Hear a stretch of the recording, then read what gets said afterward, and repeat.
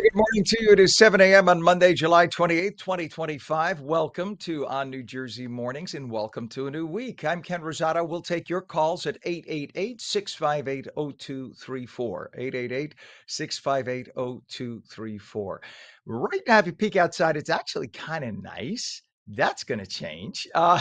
It's going to get roasty, toasty hot, mostly sunny, hot, and humid today. Highs in the mid 90s. Straight to meteorologist Mike Favetta, a first check of the Garden State forecast. Good morning. Mike, I'm just so glad I took my annual bath last month so that if I do schwitz around people, it won't be, you know. Well, that's good. Hey, speaking of anniversaries, it is the 6-month anniversary of On New Jersey Mornings with Ken Rosato. Woo! Right? Right? Well, We're listen, looking this to. is this is why we catered it in. I hope you got some of the filet mignon when you came in this morning. Oh, yes, yes. It's right there next to the asparagus almondine. So thank you And for the. and the escargot is going to be. We're doing it in reverse. It's coming Oh, later. good. Okay. A little caviar too, but enjoy it. The, the Congratulations. No, patisserie seriously, for dessert. Yes. Mike Favetta, meteorologist Mike Favetta, you are, of all the human beings I've ever worked with on the air, you are truly, and I mean this not just because it's you are the greatest joy I have ever worked with on the air. And it is an honor and a pleasure. Thank you for putting up with me for 6 months. Oh, it is my pleasure, Ken, and may there be many, many, many more with the Your lips with to the God's ears, sir. right Your lips to with, God's with ears. with great weather. No, we're a good team, and I think we've got some great days ahead. The weather department's a little hot though; it gets a little steamy around here, so there'll be plenty of schwitzing to go around, especially as we head into the middle of the week. Happy anniversary, Ken! Going into today, there's a heat advisory yet again. It starts off this afternoon with temperatures feeling like 100 or better, and that goes right through Wednesday evening with the heat alerts taking us through, I think, the at least the early afternoon on Wednesday with some very warm weather. Now, as far as the remainder of the day is concerned, plan on a quick warm up. Temperatures right now, like Ken said, it's actually quite comfortable. 81 over toward Newark, 68 back over on the Green in Morristown, 68 in Sussex, and 73 toward Tom's River. There will be, however, a little bit of a southerly breeze that quickly warms us up today. We're already 9 degrees warmer than this time yesterday. If you remember how cool it felt yesterday, and then it warmed up in the afternoon, similar scenario today, plus sunshine. It was kind of cloudy yesterday, so that limited our warming. 73 toward Tom's River, 71 in Ship Bottom. These are our dew points, or the temperature where the air is saturated. Again, when it's in the 70s, it feels tropical, and it'll start to feel like rainforest humidity again as we head toward tomorrow and Wednesday morning. We're clear right now. Beautiful start to the day, nice and sunny, and we'll stay that way into this afternoon. Then we tap into a little bit of those breezes coming in from the south and southwest, especially by the end of the day. You see 6 o'clock here, some of those southerly breezes push in. That's what pushes in the heat and humidity by the end of the day. So the future cast shows us temperatures skyrocket to 98 degrees by 3 o'clock today, easily getting into the low 100s there toward Long Branch and even by Trenton. Tomorrow by 3 o'clock, 101 in Newark, 100 in Trenton, 101 in Camden. And then, of course, you factor in the humidity, and the heat index feels like the mid 100s. So very, very warm as we head into Wednesday. Wednesday starts off warm with a few scattered storms and showers by the afternoon, maybe helping to cool us off just a little bit, but it's still hot through the middle of the week. I think once that front slides through and kind of puts the cloud cover on us for Wednesday night, that's where we'll see some of those clouds take over and bring back some showers into Thursday. So a cooler finish to the week, but also a wetter and cloudier one. So enjoy the sunshine for the first few days this week, as we will have plenty of it going into tomorrow and Wednesday, plenty of heat too. And then as the rain comes in by Thursday, a gradual cooling trend, Ken, taking us into this weekend. All right, sir. Thank you very much. And congratulations to you again. Thank you. It is an honor to be spending a half a year together on this fine broadcast. And our viewer thanks us as well. I just got a text from him. He's 94. We do pay him, but at least he's there. So we can say we have somebody on a daily basis. It used to be that if you did that in television, they would call you into the office and fire you. I'm glad that we could have fun with that. That's right. All right, Mike, we'll check back. Thank you, sir. I'll get my hand fan going. It's schwitzy already. 7:05 right now in terms of traffic.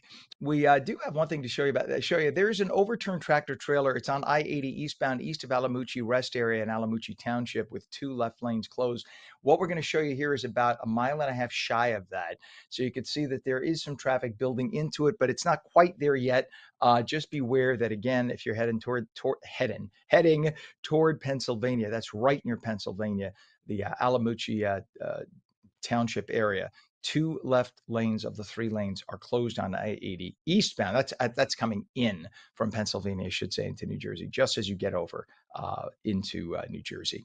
We also have a crash on the Garden State Parkway, rather northbound by exit 135 in Clark. Two left lanes blocked there.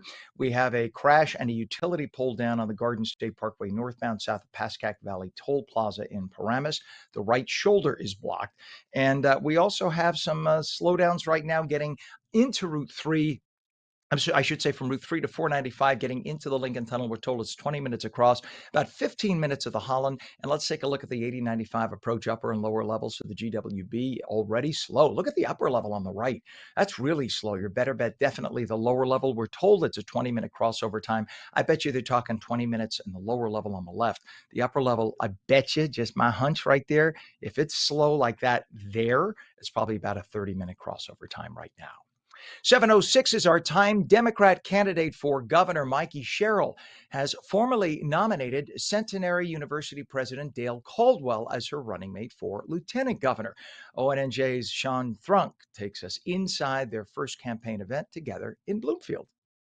With 101 days until November 4th, Mikey Sherrill kicks off her campaign at her headquarters in Bloomfield with an introduction to her pick for lieutenant governor, Dale Caldwell. So I'm really excited to be here because obviously, as you guys have clocked, not only is it the inaugural t-shirt event, it's the inaugural lieutenant governor event.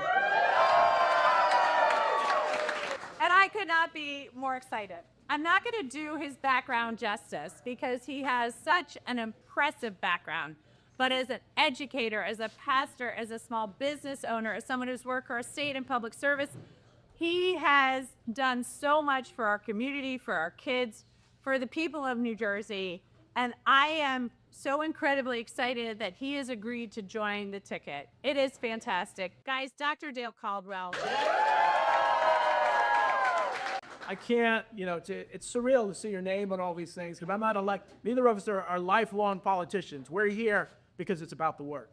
I remember when I was your age, I started volunteering at a campaign. And, I never, ever, thought after a while, I said, I want to be in politics. And I forgot, I gave up. So a month ago, when I voted, I would never have guessed that I'd be here. And so that's why this ticket is different. Because we've got to do things differently. We've got to make New Jersey affordable for you, for folks in college. My daughter is a senior at Rutgers now. We're doing this so that you can live the life that you deserve to live, and you have the opportunities that you have. Caldwell believes his experience running the Rothman Institute of Innovation and Entrepreneurship at Fairleigh Dickinson University allows him to better help small and local businesses. Small business is a big part of this. This is where jobs are created and communities are grown. Small universities. I'm president of Centenary University. Is customizes education for folks. And so our hope is that as you are volunteering or working for not just this campaign but for New Jersey, we're going to make history. One of the things that I continue to say we want to do is not just win. We want to show this administration that gentleman's influence is no more. We want to win that big, right? We're going to win big. Cheryl says Caldwell's life of service to others is what makes her proud for him to be her running mate. He just shows up for people, and that is really important to me because we're in some troubling times here. And in New Jersey, we want to make sure that people here know how we can chart a different path forward and build a different future for our kids.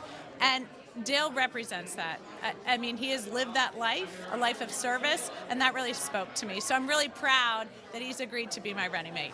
Well, the reality is, I've learned over the years, leadership is everything. And Mikey represents leadership in Congress, in the military, in life. And so we have to do things very differently in New Jersey to focus on many groups that haven't had a voice. the small businesses, small nonprofits, and other things. And together, we're going to transform New Jersey by really working with those folks who actually serve most of the state.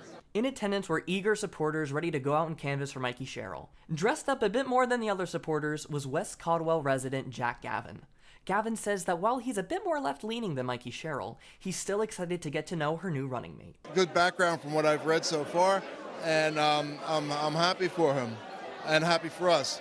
Seems like a great candidate. He's been part of a service community for basically his entire life and didn't need the camera to do the right thing. So now that he's in the spotlight, I think he's going to shine. Following today's event, Sherrill, Caldwell, and a swarm of volunteers are hitting the road for a day of campaigning and are eager to fight for the next 100 days. From ONNJ, New Jersey, I'm Sean Thrunk. Thank you, Sean, for that report. Meanwhile, last week, Republican gubernatorial candidate Jack Ciattarelli introduced Morris County Sheriff James Gannon as his lieutenant governor running mate. Ciattarelli made a formal announcement at Johnny's Tavern in Boonton. ONNJ's Laura Jones was there to speak with the candidates. This is not your typical campaign kickoff spot, and that's kind of the point. This is Johnny's Tavern in Boonton, New Jersey, with serious ties to the community. It's also where Republican Jack Ciattarelli decided to make a statement, Jersey style, about his pick for lieutenant governor. No matter where I go around this state, I can begin and end my remarks simply by saying this, because this is what I believe. We are going to win this race this year. And when I say we, that includes all of you. And up until this morning, that also included Jimmy Gannon. But going forward today, that also means Jimmy Gannon in a different capacity, your next lieutenant governor. In Trenton, Democrats are rewarding lawbreakers and coddling criminals while making things harder for all the good people who work hard and play by the rules. It's no wonder that most residents will tell you New Jersey is headed in the wrong direction. Jim Gannon spent the past 40 years in law enforcement walking the beat right here in Boonton. He says that firsthand experience in the community is what shaped his approach to public service.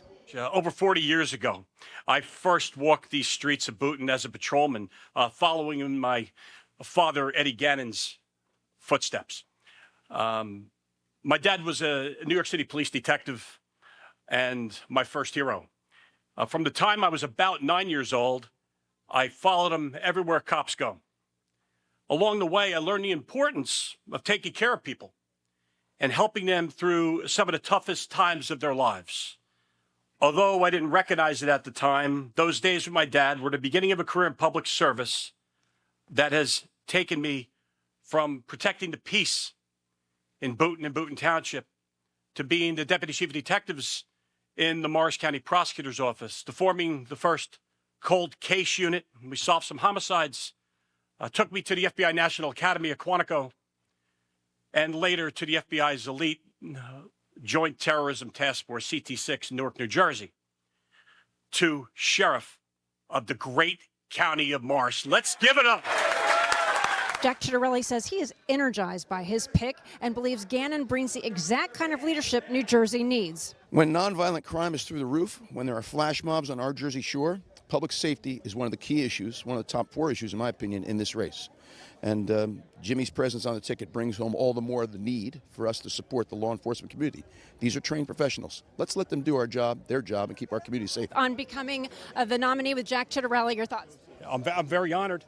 Obviously, we'll get together in short order to go over these things, but let's let today speak for itself. Also in attendance were dozens of supporters, including Sheriff Frank Schlari of Hudson County, who up until just a few days ago was a Democrat. And I know Sheriff Gannon for years. We worked together, and I believe that he's a great, great sheriff. I know for a fact, and I know he'll be a great lieutenant governor. Listen, Jimmy is just a very compassionate public servant, and I think that's what the people in New Jersey are looking for in an elected official. You know, you can see by the things that he's done over the course of his career that it's all been all about the people that he's served. Following today's announcement, Jim Gannon, alongside Jack Ciattarelli, hit the road for a day full of campaigning, which will take them into Monmouth and Ocean counties. They're saying this campaign is full steam ahead until Election Day. Meanwhile, Democrat Mikey Sherrill has until July 28th to name her pick for Lieutenant Governor. In Boonton, I'm Laura Jones for On New Jersey. Thank you very much, Laura, for that. It is only about 13, 14 weeks away. So this is definitely the official start to silly season again. It is 7:15 right now. We had tragedy in Lakewood late Saturday night as a head-on collision left two people dead. Police say a Red Bank man was charged with vehicular homicide after showing signs of impairment after the incident. As is often the case, the driver, whom the police believe appeared impaired, survived the crash. That's the man whom you see on the screen. That's who police say was the driver. While two of the three people in the other vehicle ended up dying. A passenger in that other vehicle did survive and is in serious condition. 43-year-old Raul Luna Perez of Red Bank was charged with 2 counts of vehicular homicide. 716, numbers of West Nile virus cases on the rise nationwide. They're also up here in the Garden State. The Centers for Disease Control and Prevention asking people to drain sources of standing water on your property, wear loose-fitting long-sleeve shirts and long pants, and spray clothing with insect repellent. If you believe you may have been bitten, symptoms begin to show up 3 to 15 days later and can include fever, headache, body aches, vomiting, diarrhea, and a rash. If you experience these symptoms, please speak with your medical provider. 716, 71 degrees right now. When we come back, New Jersey Globe editor David Wildstein will have the latest on New Jersey's political scene with the Inside Edge. Mostly sunny, hot, humid. It's going to be oppressive today. Highs in the mid-90s. Meteorologist Mike Favetta returns with a full detailed Garden State forecast. And we'll take your calls at 888-658-0234,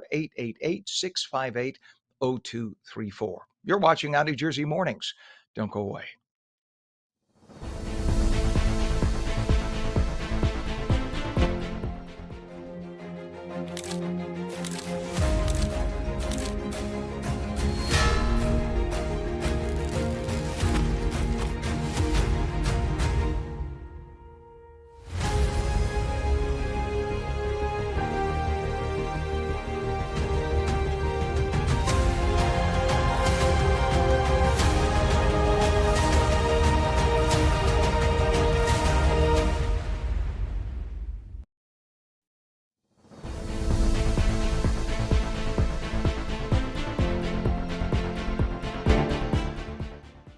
Welcome back to On New Jersey Mornings for your Monday. I'm Ken Rosato at 717. We're taking calls at 888-658-0234. Mostly sunny, hot, and humid today. Highs in the low to mid-90s. Right to meteorologist Mike Favetta with the Garden State forecast. And Mike, my basil plants right now looked at me this morning when I went to pour a little water on the soil, and they said, Okay. "The hell are you doing to me?" That's what they said. Now, Where have you been? Well, they rarely talk to me, and when they do talk, to use language like that really unnerves me. I'm just saying. Okay. By the way, your basil plants getting some, interstate recognition. My financial advisor called me on Friday and went, "Hey, how the basil plants doing?" I said, you follow along. So yes, even the good people over on Wall Street are following along with Ken's basil. It's because they're green. The Wall Street people like anything green. That's why. Good morning to you, sir. Good morning. Yes, my basil got a big haircut yesterday. Delicious pesto last evening. Nino, not a fan, so we got to work on him. But beyond that, we're going to start off with some lovely weather for dining al fresco today out toward the beaches. How about in Toms River? 92, 90 in Point Pleasant.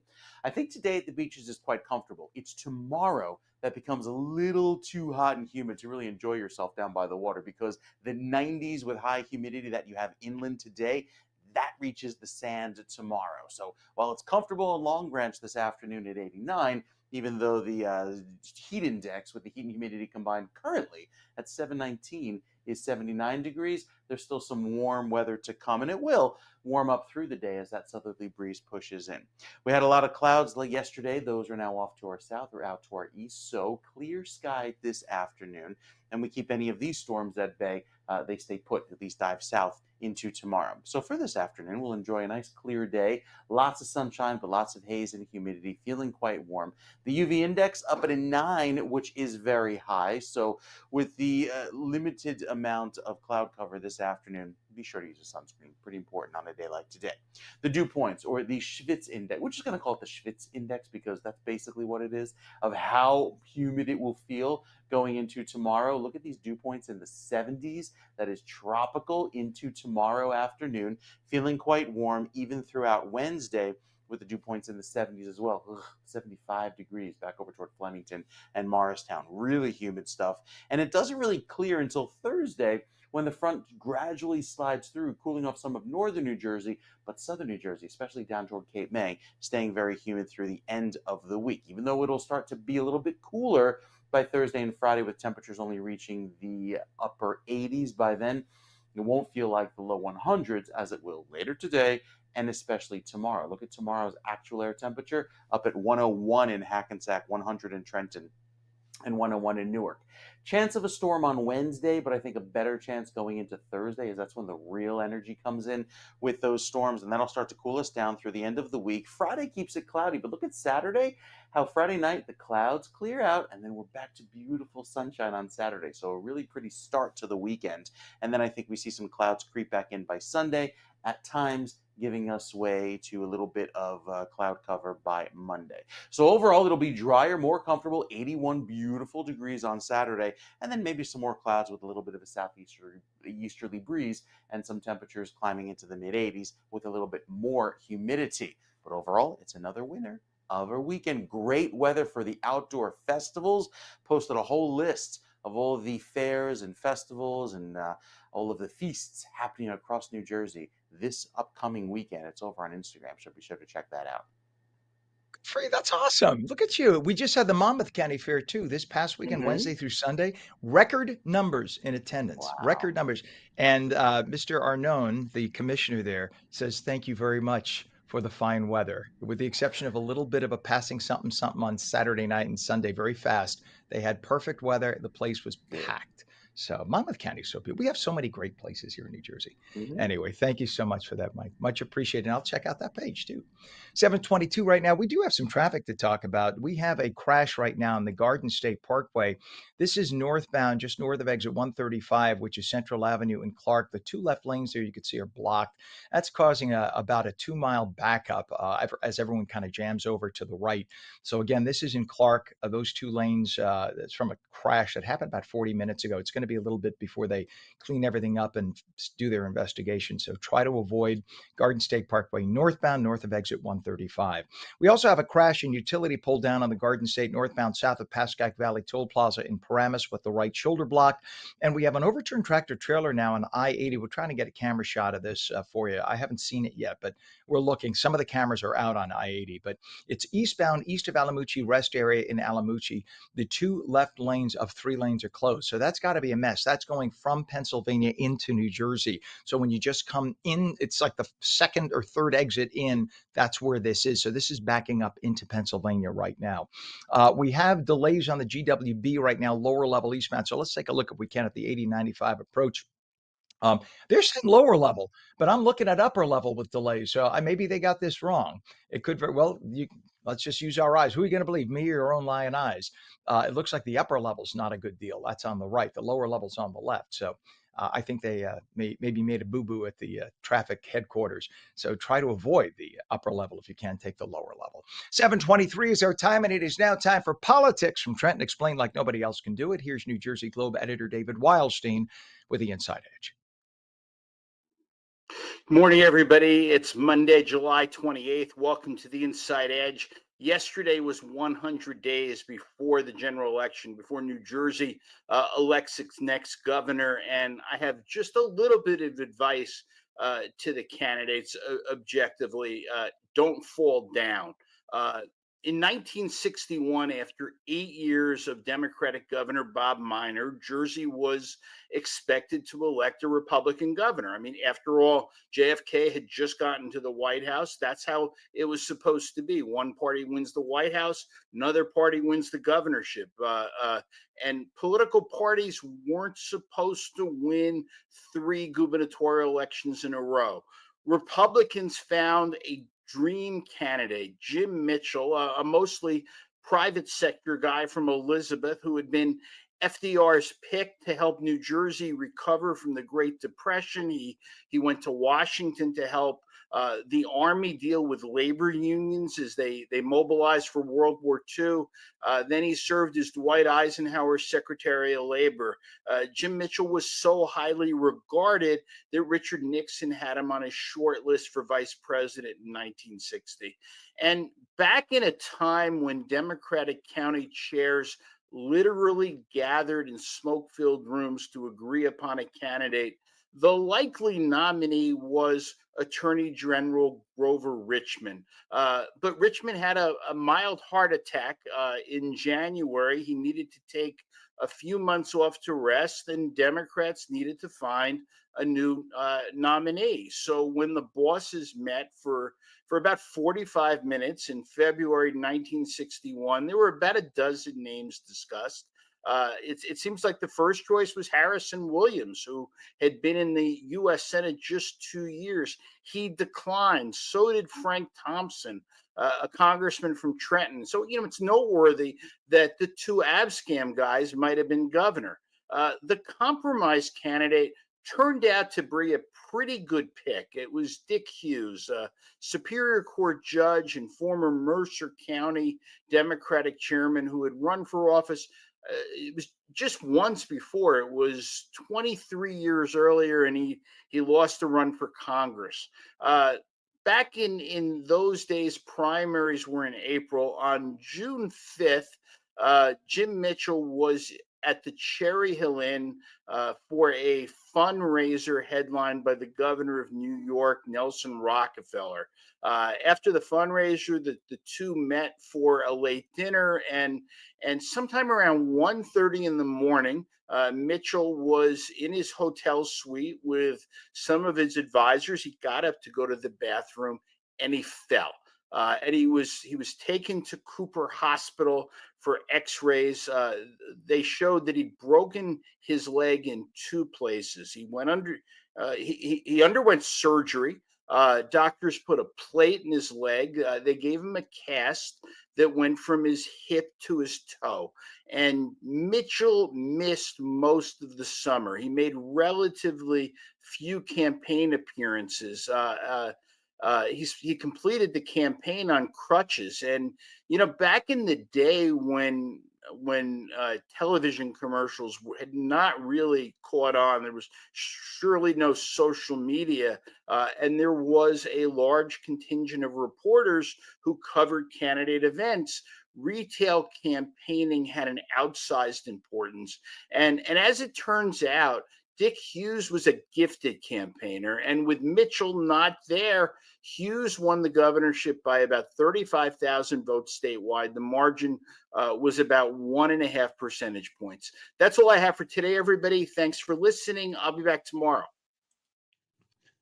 All right, David, thank you. 728, tragedy in Oakland when a 14-year-old boy drowned Saturday afternoon. It happened just before 1:30 in Ramapo Lake. The unidentified teen was unconscious when rescuers pulled him from the water. He was pronounced dead at the scene. The medical examiner must still confirm an official cause of death. President Trump announced yesterday the U.S. has reached a trade deal with the European Union. Trump said the deal imposes a 15% tariff on most European goods to the U.S., including cars. Some products, including aircraft and pharmaceuticals, would be exempt, and the new 15% tariff rate would not be added to any existing tariffs currently in effect. The 15% tariff rate is actually lower than the 30% rate that Trump had previously threatened against the United States' largest trading partner, but higher than the 10% baseline tariffs the EU was hoping for. So they met somewhere in the middle. The 27-member EU bloc also agreed to purchase $750 billion worth of U.S. energy and will invest an additional $600 billion worth of U.S. investments above the current levels. 729, the 50th Monmouth County Fair wrapped up last night. Tens of thousands of people packed the East Freehold Showgrounds for the last 5 days and nights for everything from great food to fun music and even pie eating contests, my favorite. There were rides, shows, and even fireworks. And if you missed it this year, mark your calendar now for next July when the good folks in Monmouth County try to outdo themselves yet again. 73 degrees now at 7:29. The phone lines are open. Taking your calls at 888-658-0234, 888-658-0234. Mostly sunny, hot, very humid today. Highs low to mid-90s.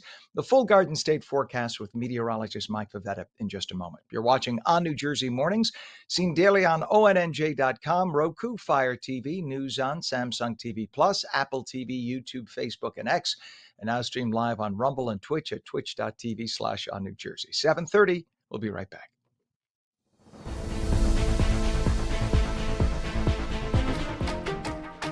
Hi, I'm Jeanette Hoffman, host of Energy Matters.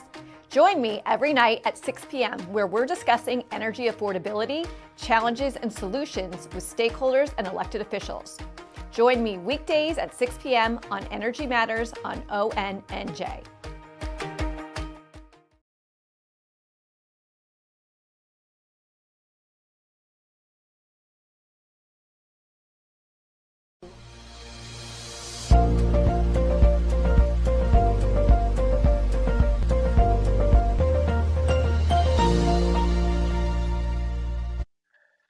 A very good morning to 73 degrees now at 7:31. It is Monday, July 28th, 2025. I'm Ken Rosato. Welcome back to ONNJ Jersey Mornings. Mostly sunny, hot, humid today. Highs mid-90s.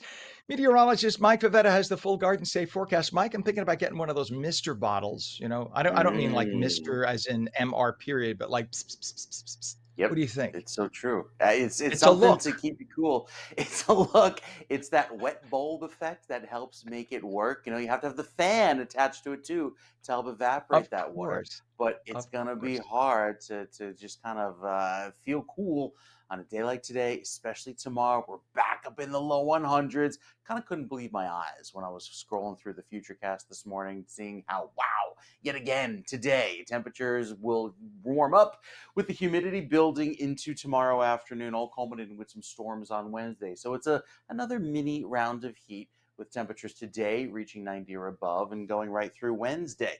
The satellite picture nice and clear this morning, nothing more than a few clouds really over the Poconos. So we are dry, rain-wise across the state, but it still feels kind of muggy and kind of humid outside, almost like a little Florida morning out toward Atlantic City. 90 is your high this afternoon.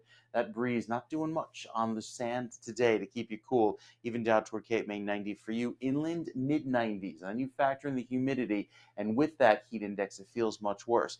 A quick note on the air quality. Some Canadian wildfires over the weekend really brought down the air quality, and because there's not much air movement today, these numbers, when they're above 100, it's a little cause for concern. When they're above 150, that's where you start to notice it. Even at nighttime, you can kind of see the headlights of the cars passing by, just because there's so many particles in the air. Those are the smoke particles from the wildfires that'll be around today. So poor air quality today, on top of that heat index, which makes it feel like the upper 90s. And then tomorrow, even hotter. Feels like 100 over toward Newark and Hackensack and by Trenton. Warm as well for Wednesday. Triple-digit heat again by Wednesday afternoon. Notice the cooler effect down toward Morristown and Sussex as the front slides through New Jersey throughout the course of the day. It only warms up into the upper 80s on Thursday, so a much wetter and a much cooler finish to the week. It's still humid overall, but get the beach days in on the early side of this week to enjoy all of that clear weather. Sunset not until 8:16, so still plenty of daylight to enjoy.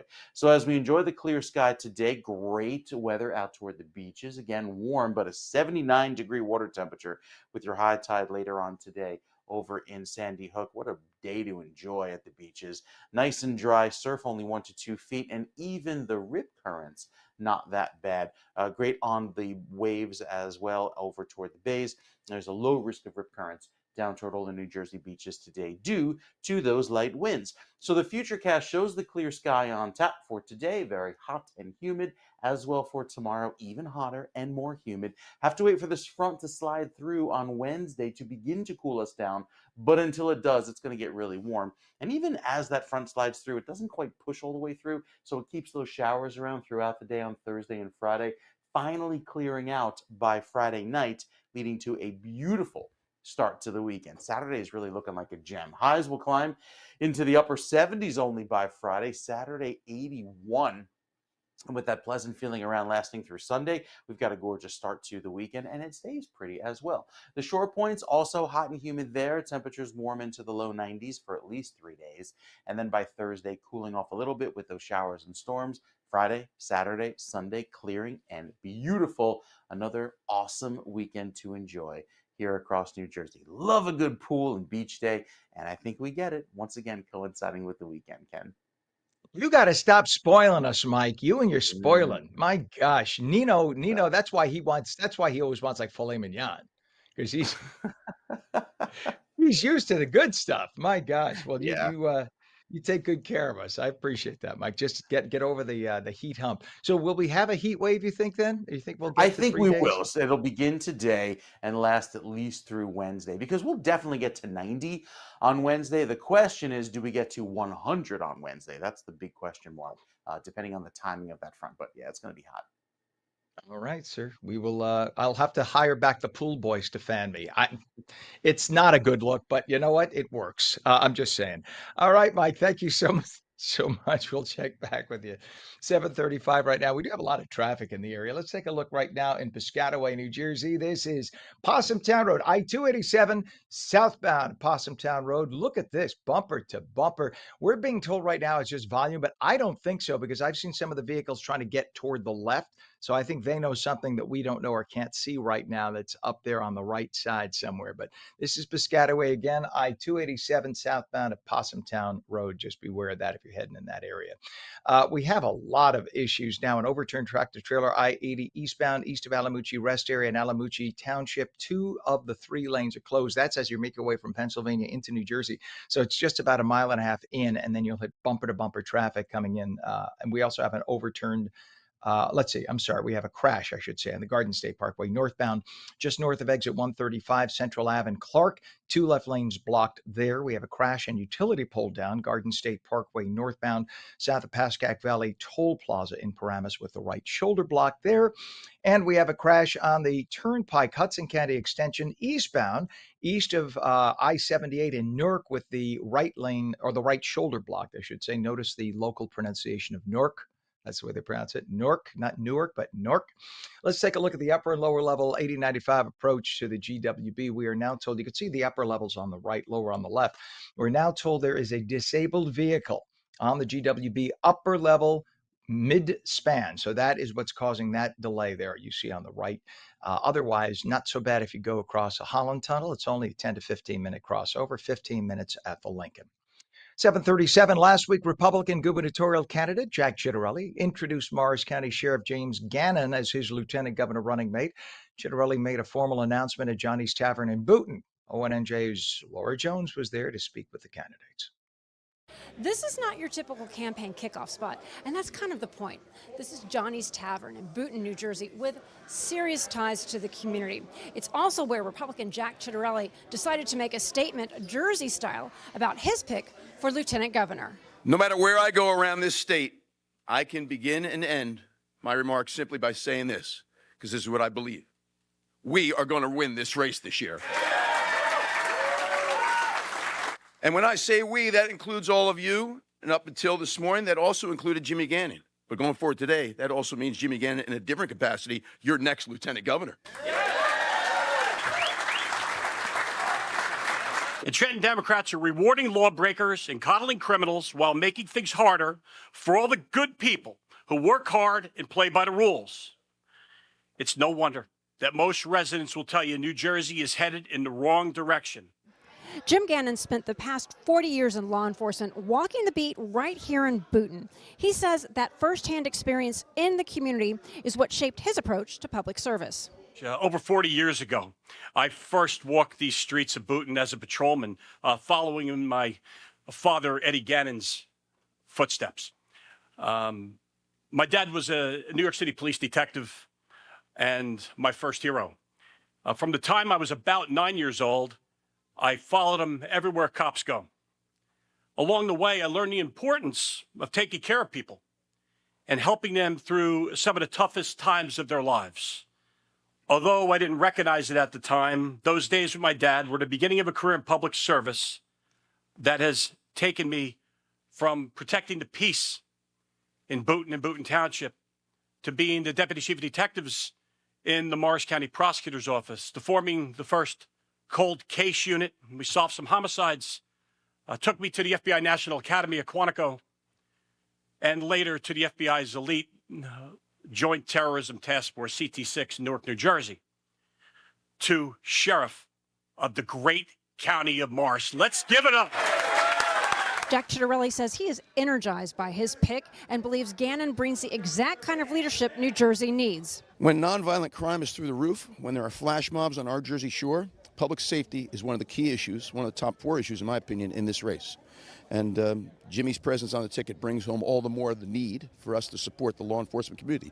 These are trained professionals. Let's let them do our job, their job, and keep our community safe. On becoming the nominee with Jack Ciattarelli, your thoughts? I'm very honored.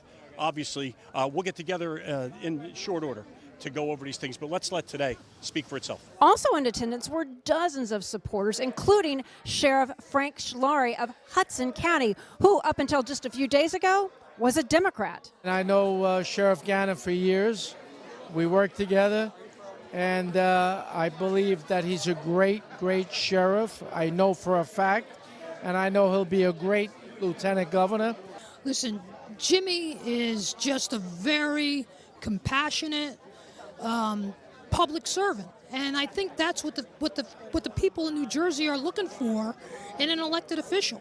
You know, you can see by the things that he's done over the course of his career that it's been all about the people that he's served. Following today's announcement, Jim Gannon, alongside Jack Ciattarelli, hit the road for a day full of campaigning, which will take them into Monmouth and Ocean counties. They're saying this campaign is full steam ahead until Election Day. Meanwhile, Democrat Mikey Sherrill has until July 28th to name her pick for lieutenant governor. In Boonton, I'm Laura Jones for ONNJ New Jersey. Thank you for that, Laura. 741. Meanwhile, Democrat candidate for governor Mikey Sherrill has formally nominated Centenary University President Dale Caldwell as her running mate for lieutenant governor. ONNJ's Sean Thrunk takes us inside their first campaign event together in Bloomfield. With 101 days until November 4th, Mikey Sherrill kicks off her campaign at her headquarters in Bloomfield with an introduction to her pick for lieutenant governor, Dale Caldwell. So I'm really excited to be here. Because obviously, as you guys have clocked, not only is it the inaugural T-shirt event, it's the inaugural Lieutenant Governor event. And I could not be more excited. I'm not going to do his background justice because he has such an impressive background. But as an educator, as a pastor, as a small business owner, as someone who's worked for our state and public service, he has done so much for our community, for our kids, for the people of New Jersey, and I am so incredibly excited that he has agreed to join the ticket. It is fantastic. Guys, Dr. Dale Caldwell. I can't, it's surreal to see your name on all these things, because I'm not elected. Neither of us are lifelong politicians. We're here because it's about the work. I remember when I was your age, I started volunteering at a campaign. And, I never, ever, thought after a while, I said, I want to be in politics. And I forgot, I gave up. So a month ago, when I voted, I would never have guessed that I'd be here. And so that's why this ticket is different. Because we've got to do things differently. We've got to make New Jersey affordable for you, for folks in college. My daughter is a senior at Rutgers now. We're doing this so that you can live the life that you deserve to live, and you have the opportunities that you have. Caldwell believes his experience running the Rothman Institute of Innovation and Entrepreneurship at Fairleigh Dickinson University allows him to better help small and local businesses. Small business is a big part of this. This is where jobs are created and communities are grown. Small universities. I'm president of Centenary University. Is customizes education for folks. And so our hope is that as you are volunteering or working for not just this campaign but for New Jersey, we're going to make history. One of the things that I continue to say we want to do is not just win. We want to show this administration that gentleman's influence is no more. We want to win that big, right? We're going to win big. Sherrill says Caldwell's life of service to others is what makes her proud for him to be her running mate. He just shows up for people, and that is really important to me because we're in some troubling times here. And in New Jersey, we want to make sure that people here know how we can chart a different path forward and build a different future for our kids. And Dale represents that. I mean, he has lived that life, a life of service, and that really spoke to me. So I'm really proud that he's agreed to be my running mate. Well, the reality is, I've learned over the years, leadership is everything. And Mikey represents leadership in Congress, in the military, in life. And so we have to do things very differently in New Jersey to focus on many groups that haven't had a voice, the small businesses, small nonprofits, and other things. And together, we're going to transform New Jersey by really working with those folks who actually serve most of the state. In attendance were eager supporters ready to go out and canvass for Mikey Sherrill. Dressed up a bit more than the other supporters was West Caldwell resident Jack Gavin. Gavin says that while he's a bit more left-leaning than Mikey Sherrill, he's still excited to get to know her new running mate. Good background from what I've read so far, and I'm happy for him and happy for us. Seems like a great candidate. He's been part of a service community for basically his entire life and didn't need the camera to do the right thing. So now that he's in the spotlight, I think he's going to shine. Following today's event, Sherrill, Caldwell, and a swarm of volunteers are hitting the road for a day of campaigning and are eager to fight for the next 100 days. From ONNJ New Jersey, I'm Sean Thrunk.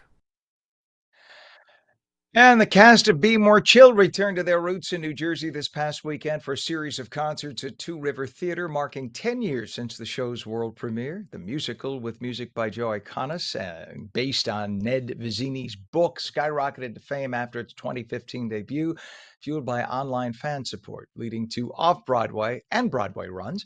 ONNJ's Sean Thrunk has another job here. He does it again for us. He takes us inside Two River Theater to show us how the cast got ready for their New Jersey return.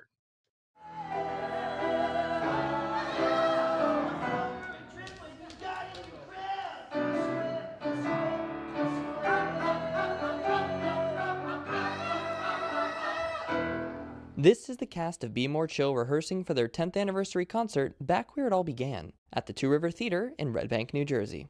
Joe Iconis wrote the music for the show, and since 2015, his songs have been played on Broadway, the West End, and all over the world. But he's grateful to see the show return home to New Jersey. It's so important to be back in Jersey. You know, I feel like the show really has Jersey in its bones. You know, it's literally set in New Jersey. Be More Chill is a show that really deals in like people who feel like a little bit different. They feel like misfits. They feel like they don't quite fit in. And so I think it makes sense that Jersey is the place where that show was born.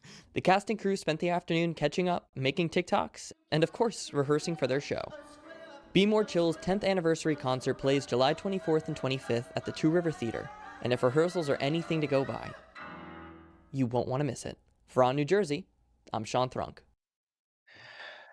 72 degrees now at 7:47. When we come back, a string of infant deaths under suspicious circumstances in New Jersey. We'll speak with a licensed counselor about some possible causes. Mostly sunny, hot, and humid today. Highs in the mid-90s. Meteorologist Mike Favetta returns with your full Garden State forecast, and we'll take calls at 888-658-0234. You're watching ONNJ New Jersey Mornings. Don't go away.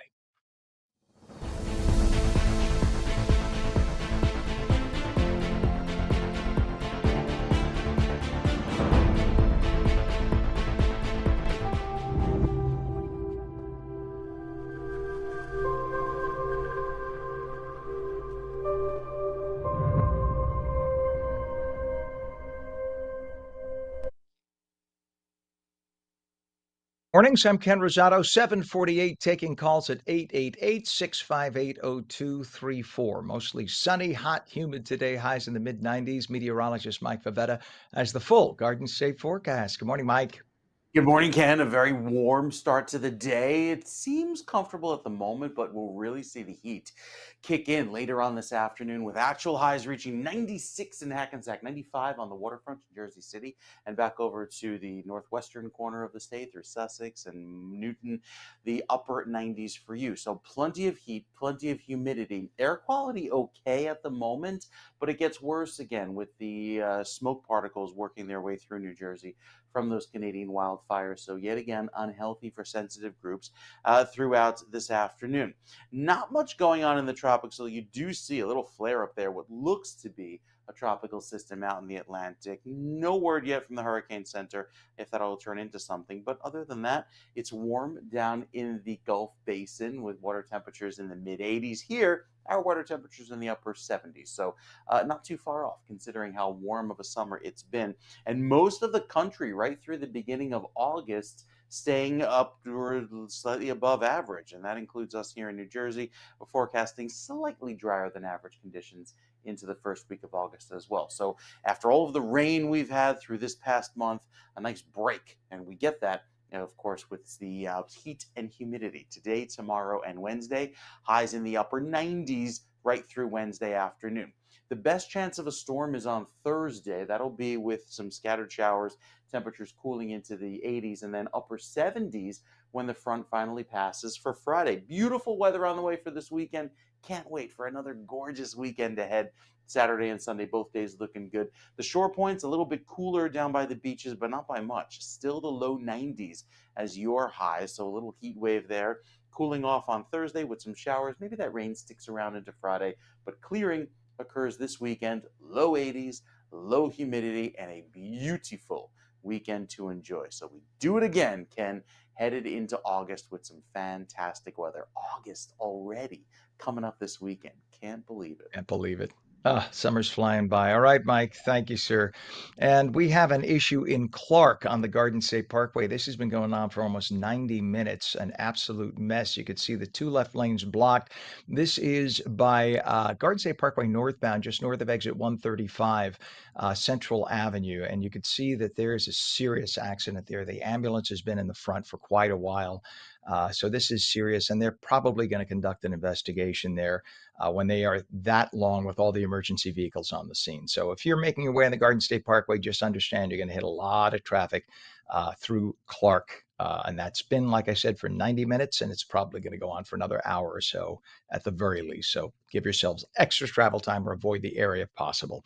We have an overturned tractor trailer, I-80 eastbound east of Alamucci. That is by the Pennsylvania border as you're heading east into New Jersey.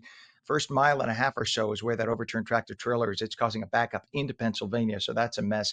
And we have delays right now in the southbound Garden State Parkway from exit 147 to 145, 2 miles of bumper-to-bumper traffic into East Orange. Route 4 eastbound, River Road to Queen Anne Road and Teaneck, all lanes open, but solid delays right there, just volume.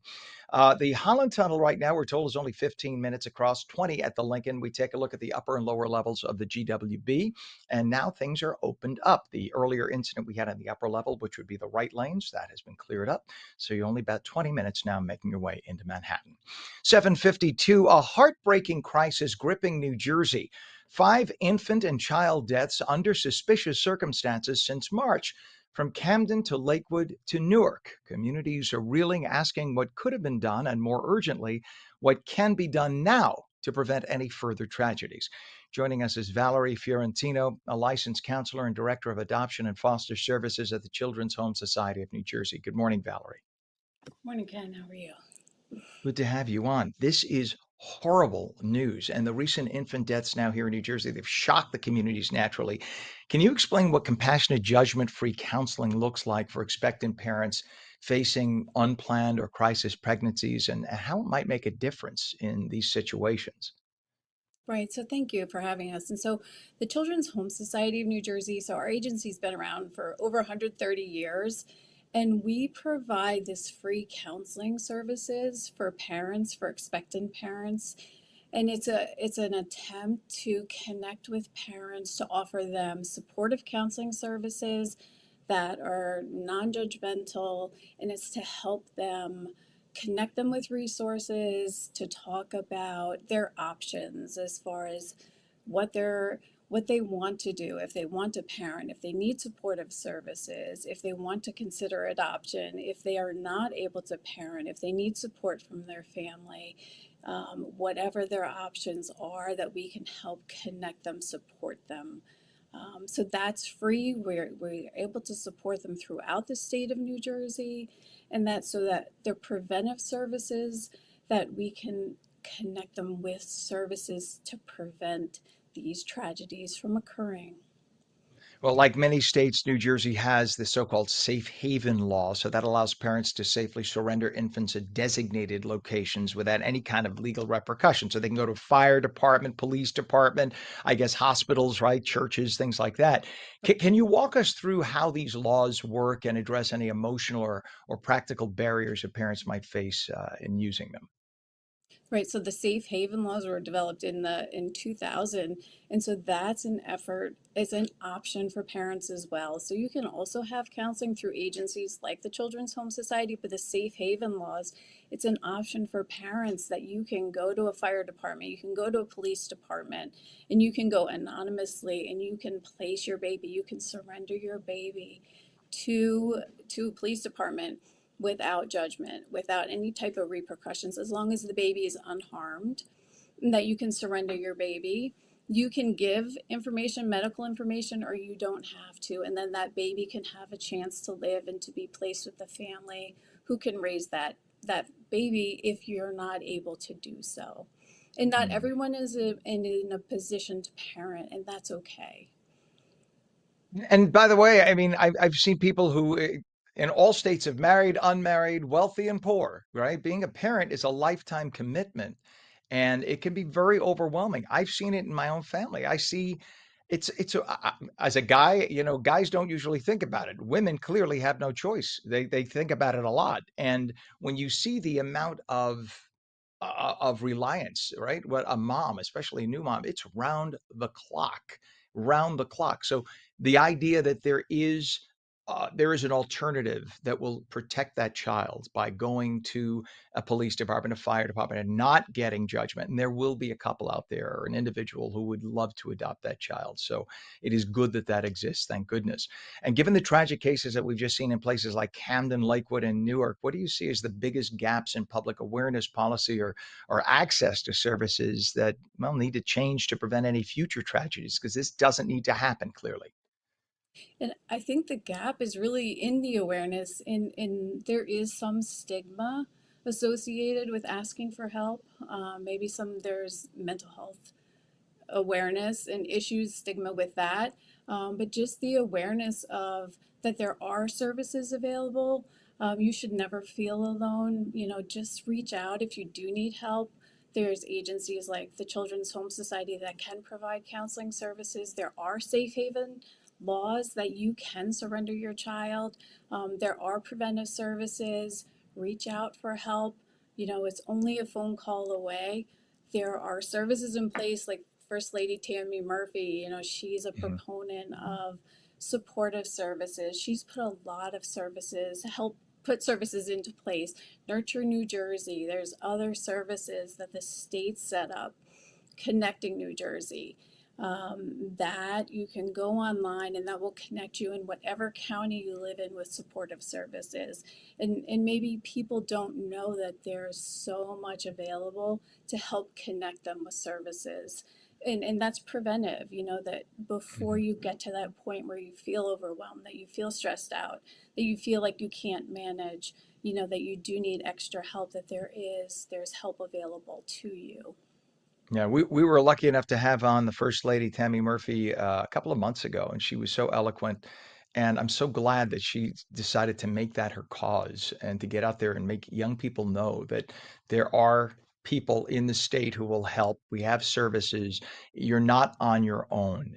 And I can only imagine how alone some young women must feel that they find out they're pregnant, they can't go to a parent, or they don't have a parent to go to, et cetera. How terrifying it must be. But there are people and organizations like your own, the Children's Home Society of New Jersey, that will help. So give us an idea if a young woman finds themselves in this circumstance and is afraid to talk to family or friends, et cetera, and they want to reach out, what is the step-by-step process and what will they encounter? So, in order to reach out, you can go to our website, chsofnj.org, and you can go right on our website, reach out that way.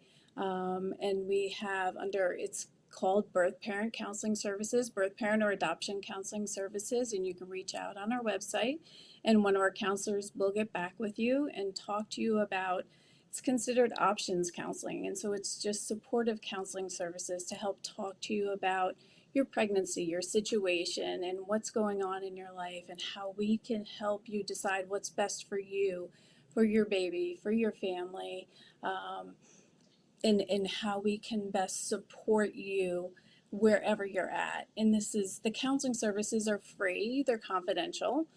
We can go to you. We provide services throughout the state, wherever you're at. And it's non-judgmental, it's non-biased. We don't have an agenda. Our agenda is to support you wherever you're at. So you can reach out to us through our website. We have a toll-free number. We have cell phone numbers available, so you can call or text us, and we can put that up. So our toll-free number is 1-800-247-6365. So you can reach out to us through that number as well, and that can connect you to our cell phone number as well. And so our counselors are available to help kind of guide you through. Or if you're in crisis, we can help you during a crisis situation. And so our counselors can help walk you through if you're in a crisis situation, or if you're curious about adoption, if you have a question about that. So we can help you just make a plan, to think about a plan. Or if you're parenting already and you feel like you can't do this, we can help you even after you deliver. So we can provide services after you have the baby as well. So if you're You're parenting, doing we can also connect you to resources. You're certainly doing God's work. It's wonderful that you are there. Valerie Fiorentino, licensed counselor, director of adoption and foster services at the Children's Home Society of New Jersey. Thank you so much for joining us, and please come back again. You do an amazing job. Thanks for having me. You bet. Have a good day. It is 74 degrees now, 8:01. When we come back, we'll take your calls at 888-658-0234. Mostly sunny, hot, very humid today, highs mid-90s. The full Garden State forecast in just a moment. You're watching On New Jersey Mornings. We'll be right back.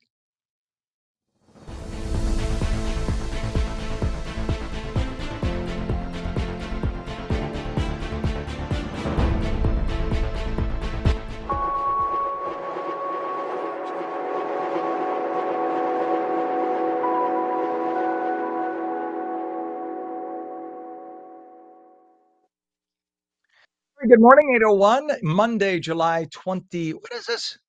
The 20. I don't believe it's the 28th. I had to double check. I thought I made a mistake in the teleprompter thingy thing. Good morning. Welcome back to On New Jersey Morning. I better get straight to meteorologist Mike Favetta before I embarrass myself anymore. Mike, I thought maybe the heat was getting to me. Highs in the mid Mm-mm. 90s. Yeah, I couldn't believe it either, to be at the end of July already. And yet, after so much heat and humidity, then you step outside this afternoon and go, oh, yeah, it's July. It's hot and it's humid. The air is thick. It'll be sunny at least for the next few days, right? So we've got that gorgeous afternoon sun to enjoy some great pool or beach time. But there is also a heat alert with the heat advisory lasting this afternoon through Wednesday at 8 p.m. for most of the state, including you in Monmouth County. It's going to be warm through the next few days. Plan on that heat to stick around, with the high temperatures expected to climb into the upper 90s today. Right now, we're at 82 in Newark at this hour, 81 in Ship Bottom, and 81 in Camden. It stays warm with temperatures already running anywhere from 4 to 9 degrees warmer than this time yesterday. So a little bit of a jump start on that heat. And the humidity is quite high too. A 75-degree dew point in Camden, 77-degree dew point in Cape May. That is rainforest-like. So it is muggy this morning, and it will only get warmer as the afternoon progresses. Clear sky, lots of sun to enjoy today. And with the breezes that are light, primarily light out of the north to start the day, we'll see those winds blow from the south by the end of the afternoon. That pushes in more of that humidity and heat going into tomorrow, but it's a light breeze. So it just gently nudges those temperatures up each and every afternoon, well into the upper 90s by this afternoon, and then the low 100s by tomorrow afternoon. Even the morning starting off warm. So while it reaches the low 100s across most of New Jersey, throughout tomorrow afternoon. Look at 5 a.m. tomorrow, 82 degrees to start our day in Hackensack, 83 over by Long Branch. And then a few pop-up showers could arrive, but it's really Thursday that sees the best chance for those scattered showers and storms. Those move through, giving way to clouds and a slightly cooler feel because this is the front kind of drawn across New Jersey, cooler up to the north, a little warmer down to the south, but overall it's still going to feel quite humid throughout the end of the week, even though temperatures will respond to that rain, cooling off into the 70s, even 60s by Thursday night. So there is some relief on the way, and it comes after all of the heat and humidity today, tomorrow, and Wednesday, and then slightly cooler by Thursday with those showers. We've got details on the weekend forecast, Ken. See if we can squeeze out another gorgeous weekend here in New Jersey. It's coming up in a few minutes. All We'll give you right. the details. Very good, Mike. Thank you very much. And we do have a lot of traffic going on right now. We still have that issue in Clark. This is a multi, or at least a serious accident, not a multi, but a serious accident. It's northbound on the Garden State Parkway by exit 135, and this has been going on for close to 2 hours. The two left lanes blocked there, and you can see this is a serious accident when you have an ambulance involved and all those emergency vehicles. So it looks like everybody crawling off to the right side of the road trying to make their way through. So again, this is in Clark, and it's been going on for nearly 2 hours by exit 135 on the Garden State Parkway northbound. We also have a lot of delays right now on 287 Possumtown Road. This is in Piscataway. Let's take a look at this. They're telling us just volume, but I think there's something beyond because look at that stretch. It's barely moving, and this goes on for about 3 miles. Again, I-287 at Possumtown in Piscataway, and you have the folks heading southbound as they're heading away from you, going from bottom to top of your screen. That is southbound. As you make your way into the GWB right now, we have things lightening up. They were very heavy before where they disabled the vehicle on the midspan of the upper level, but that's cleared up. We take a look at the GWB 8095 approach right now, and that seems to be moving pretty well. That is good news. We only have 10 minutes at the Holland, 15 minutes at the Lincoln, and again, about 20 minutes overall to cross over when you make your way on the GWB. 6 is our time. The New Jersey Assembly has passed Bill 3558, which establishes a formal definition of anti-Semitism to address the surge in hate incidents across the state of New Jersey. Here to discuss this significant legislation is Dan Rosette, who is Director of Community Relations and Israel Engagement at the Jewish Federation in the heart of New Jersey. Welcome, Dan. Good morning to you. Good morning. Thanks for having me back. How are you? Absolutely. Good to have you back. Let's talk about Bill A 3558 and how this got delayed and put off and it wasn't happening now, thankfully. It's here. So why is this so critical for New Jersey's Jewish community, particularly in light of the increase in anti-Semitic incidents in recent years? Well, first of all, after so long, as you mentioned, this bill was voted out of committee, which is the next step until it goes to the General Assembly and Senate for a vote. What this does is it shows us passing the bill shows us that our legislators understand the need for a clear and consistent definition of anti-Semitism, which protects not just Jews, but it protects all New Jerseyans.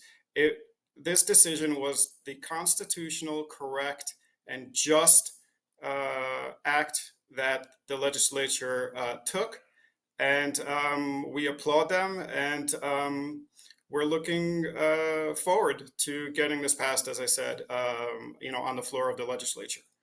Dan, what gets me is 5 years ago, 6 years ago, this wouldn't have even been an issue, right? If this bill were brought up, it would have been voted on, it would have been passed.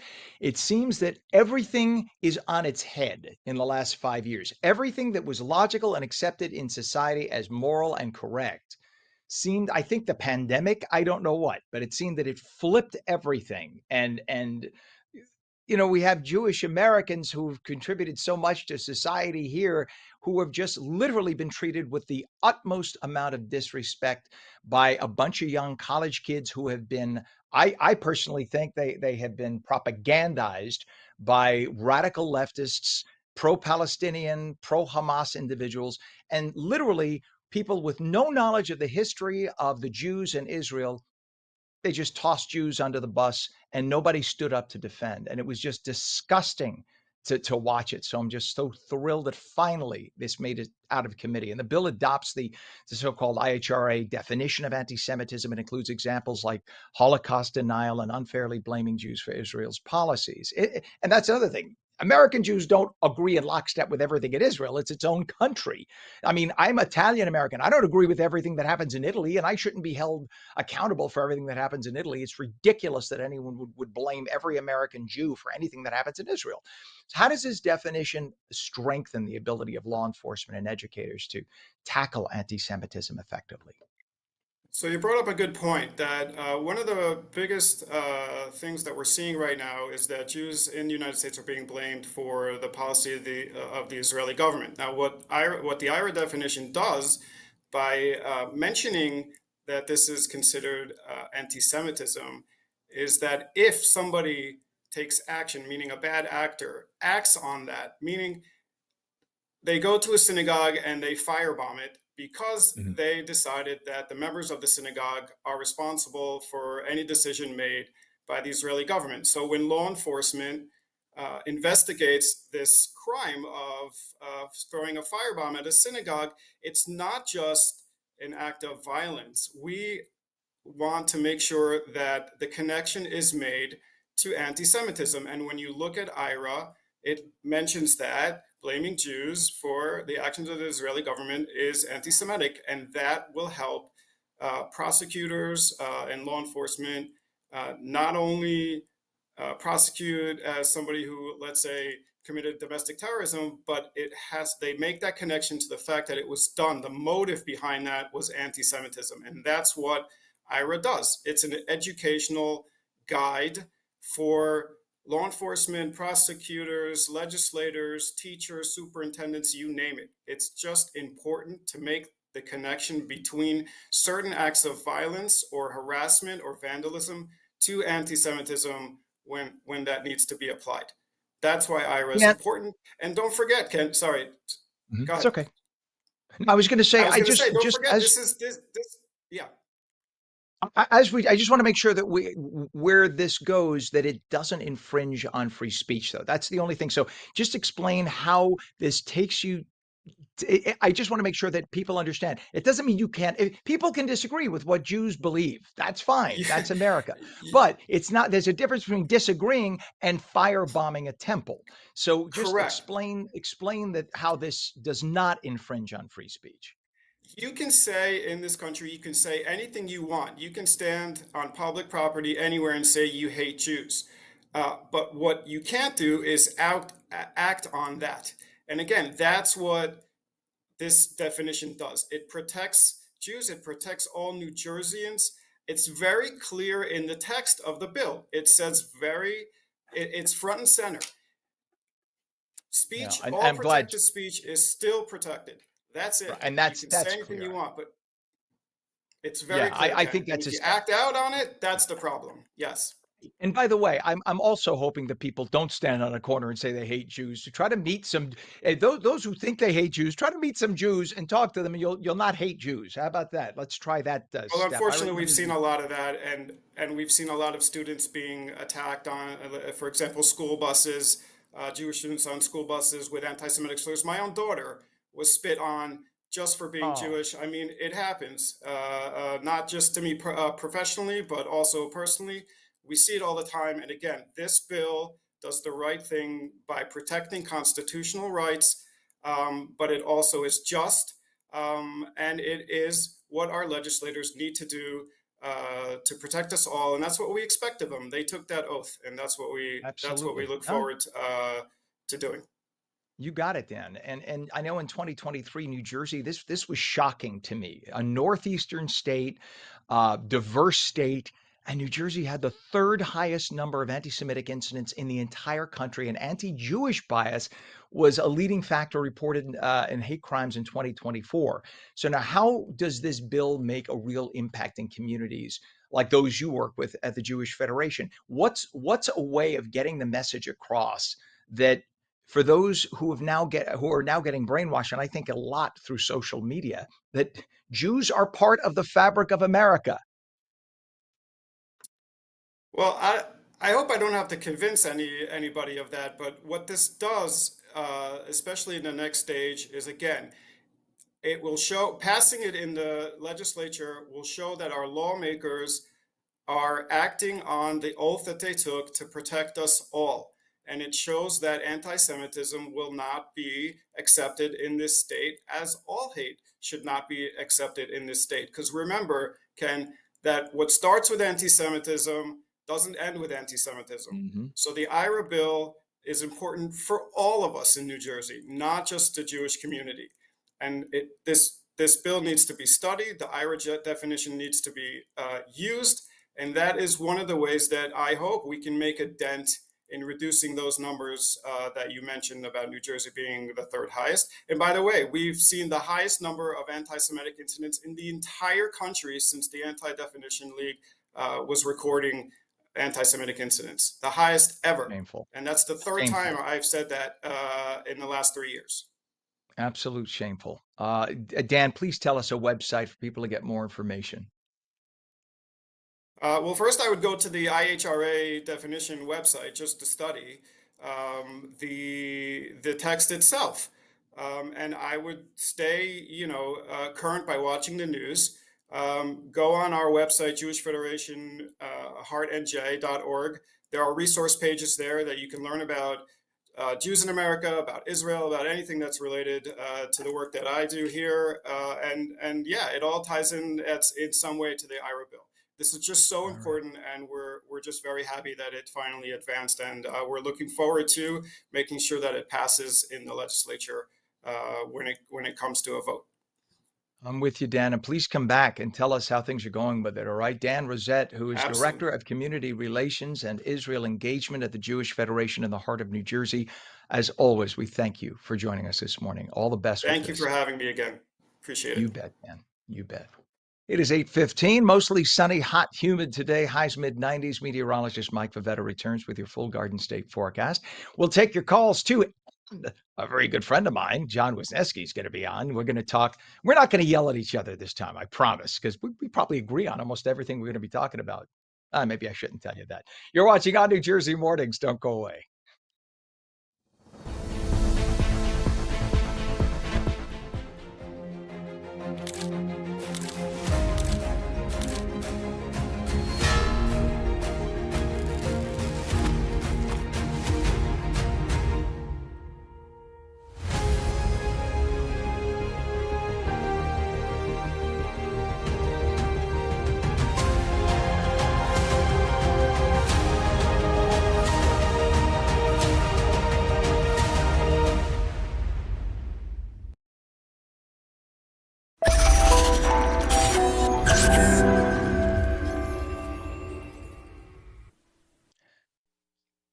Welcome back to ONNJ Mornings. I'm Ken Rosato. It is 8:16, taking calls at 888-658-0234. Mostly sunny, hot, humid today, highs mid-90s. Right to meteorologist Mike Favetta with the Garden State forecast. Mike?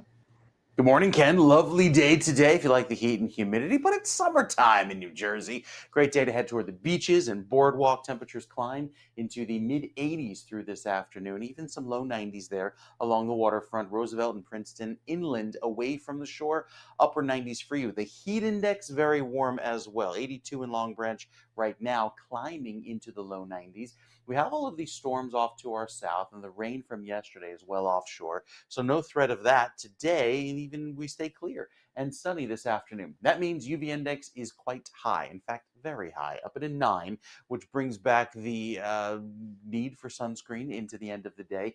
And with the dew points or the Schwitz index keeping us very warm throughout tomorrow and Wednesday. Look at how warm it gets down toward the shore points. This is the measure of moisture in the air, and anytime this number is 70 or higher, it feels tropical. Anytime it's above 75, feels like the rainforest, and that's what's on tap for you down over toward the shore points through the middle of the week. It starts to turn a little bit cooler and more comfortable with less humidity by Thursday, but by then we'll be softened with the clouds anyway. So with all of the heat and humidity building today, Highs climbing into the upper 90s. It's a warm one, but it gets even hotter tomorrow. So today is like a preview of the big heat and humidity to come into tomorrow. 101 from Newark and Hackensack, just searing heat, even down toward Trenton and Camden. By the beaches, you find a little bit of relief, but not much because that wind blows in from the south and southwest, kind of preventing that cooling sea breeze. Could develop a few afternoon storms by Wednesday, but the best chance of those storms happens on Thursday. You can see that here going into Friday and the weekend. I think all of that cloud cover clears out by Friday night, so Saturday starts off beautiful, nice and clear. Look at how dry it is with all of that clear sky all across New Jersey throughout Saturday, going into Sunday, another beautiful weekend, and then the clouds start to work their way back in by the time we get to Monday and Tuesday. But overall, it's looking quite nice. The weekend forecast, very pleasant. High temperatures climb into the low and mid 80s, and with the low humidity and pleasant feel, it looks like a beautiful weekend to enjoy. Some fairs and festivals and feasts here across New Jersey, because there's plenty of them. All the details over on Instagram. I've posted there many of the happenings and goings on here across New Jersey this upcoming weekend. The first weekend in August, Ken. Can you believe it? It's hard to believe, but I have to ask you, what's your favorite fair food or street food? It's going to have to be deep fried. And Of I course it think, is. of course it is. Yeah. I gotta go with the Zeppoli. Like Yeah. a Zeppola is great. When done And the reason correctly, it's pretty awesome. I think the reason why it's so great is because there's so much powdered sugar, you're gonna make a mess. You might as well make a mess outside walking around, Exactly. Of right? course. There you go. Don't And wear you're in, like, black streety because clothes. you'll wear it and it'll just be all over. So word to the When wise. I was a priest back 150 years ago, when I was a Catholic priest, I actually had to go to a St. Anthony's Church fair, and they had Zeppeli, and of course, I beelined it right there, stupidly forgetting it was like my first year as a priest. I'm wearing all black, and this was in Florida, and it's 100 degrees, so I'm sweaty, I'm wearing black. At least they don't see the armpit sweat. I'm sorry to be gross, but I went right for the Zeppeli, and literally I was coated in head to toe, and I was heavy at the time. I weighed about 350, a big boy, and I was just coated in powder, and I didn't even realize it. Everyone I walked around to greet, "Hey, welcome, nice to see you. Good to see." They all looked at me like, "Really? You're the new pastor? Oh, good. That's just great." Well, it's always nice when you That's try what I and would share. speak and you're eating it and you get the plumes of powdered sugar puffs that come out. Only Italians. All right. Very good, sir. That is, at least we agree on another thing. I appreciate it. We'll check back, Mike. Thank you very much, sir. It is 8:21 right now, 74 degrees. Let's take a look at more traffic issues we have right now. This is in on Route 21, or actually on I-280 at Route 21. There's another crash that we have, and you can see everybody right at the entrance. It's right there at the entrance ramp. What a perfect place. So everybody trying to get on to 280 at 21, you can see the mess it's causing. So it's affecting people getting on from the local road, and also folks in the right lane. So just an absolute mess as you make your way through there. I guess that would be in the area near, I guess, near Belleville, as you're approaching Belleville in that area right now. We also have some delays as you make your way to the GWB. Now, earlier things had lightened up a bit, and we are told that there is an issue in the right lane as you make your way across in the upper level. So let's take a look at the approach to the GWB. There it is on the that's the upper level on the right.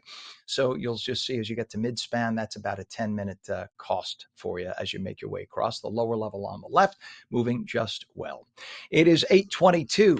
Democratic nominee for governor Mikey Sherrill has announced her choice for running mate as she prepares to face Republican Jack Ciattarelli in the November 2025 election. Coming fast. We are joined by former New Jersey State Legislator John Wisniewski, a seasoned Democratic leader and former gubernatorial candidate himself. John, good morning. Thanks for being on.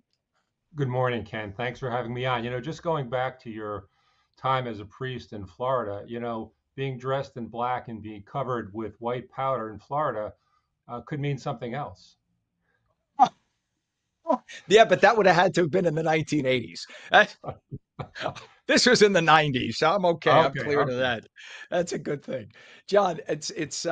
Now we're officially in the thrust of silly season, if you will. And I'm sure as we get into this season, I'm just curious. Having been a gubernatorial candidate, does this give you throwbacks to this time as you get into that 10 to 12-week period before the election?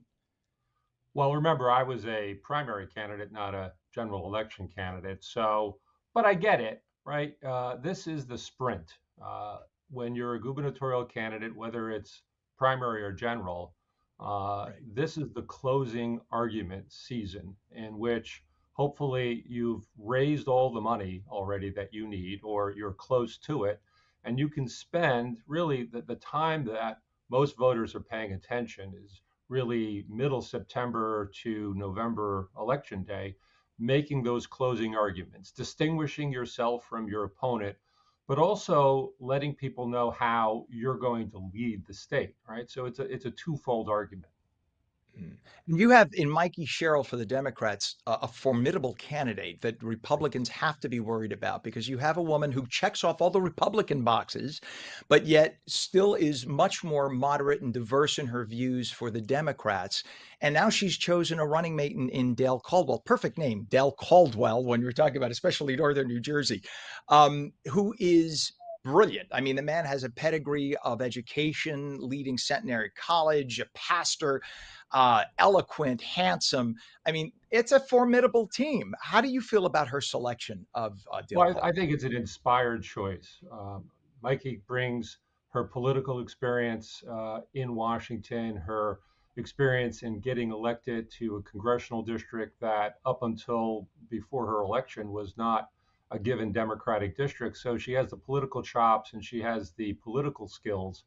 And what Dale Caldwell brings to the ticket is that gravitas of an educational leader that can help, because education is a big issue in New Jersey, and having somebody like him on the ticket is automatically going to help provide that type of credibility and stability and forward-thinking progressive attitude that is going to be necessary for her victory.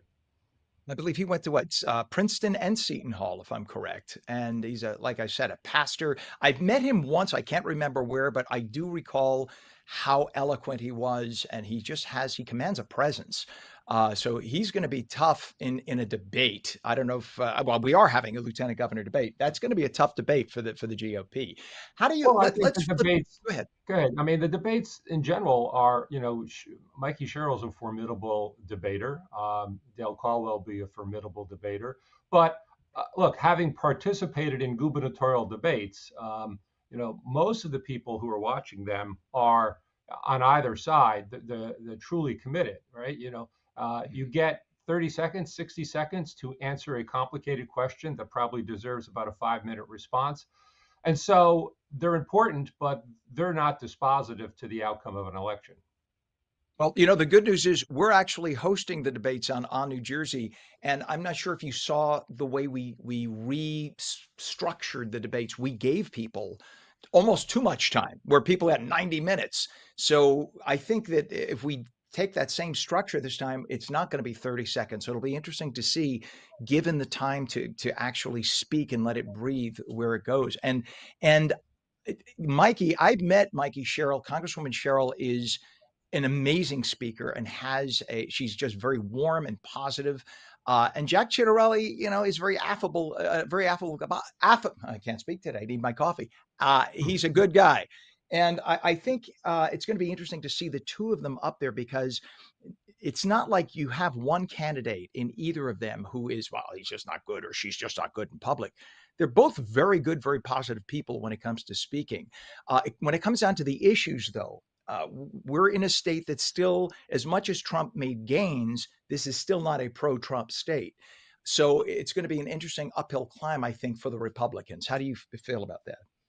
Well, I agree. And I think there's also the tradition, not tradition, at least the tendency over the years that New Jersey reacts in the opposite direction from the election of a president. So in years in past, where in the preceding election cycle, a Republican has been elected president, New Jersey elects a Democrat. And so I think that tradition probably is still pretty much alive.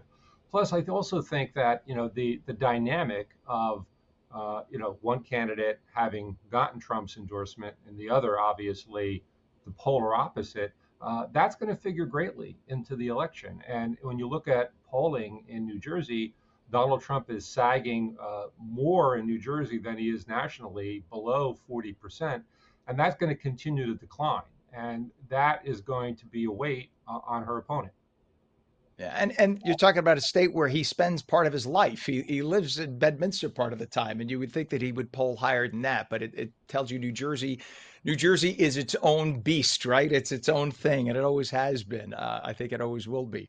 How do you feel about? Let's switch over to the Chitterelli side for a second. How do you feel about his choice in running mate? In this case, you have in 2025 two white males in almost the same age range. Do you think that that was a wise choice for the GOP?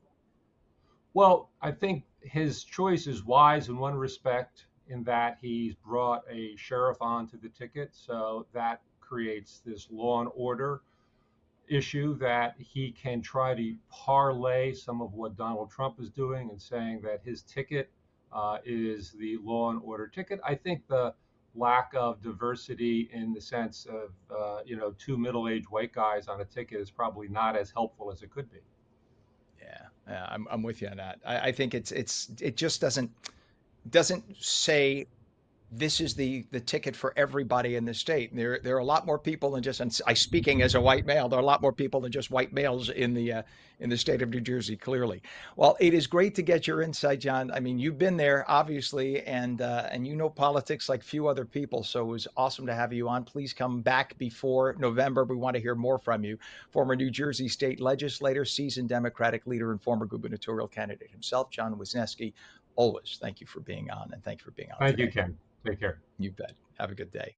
It is 8:30. When we come back, two new high-profile data breaches to warn you about, you computer people. Brand and digital strategist Fisher will be along to tell us how to best stay safe online. Plus, the phone lines are open, taking calls at 888-658-0234. Meteorologist Mike Favetta says mostly sunny, hot, humid today. Highs mid-90s. The full Garden State forecast in a moment. You're watching On New Jersey Mornings. We'll be back in 30.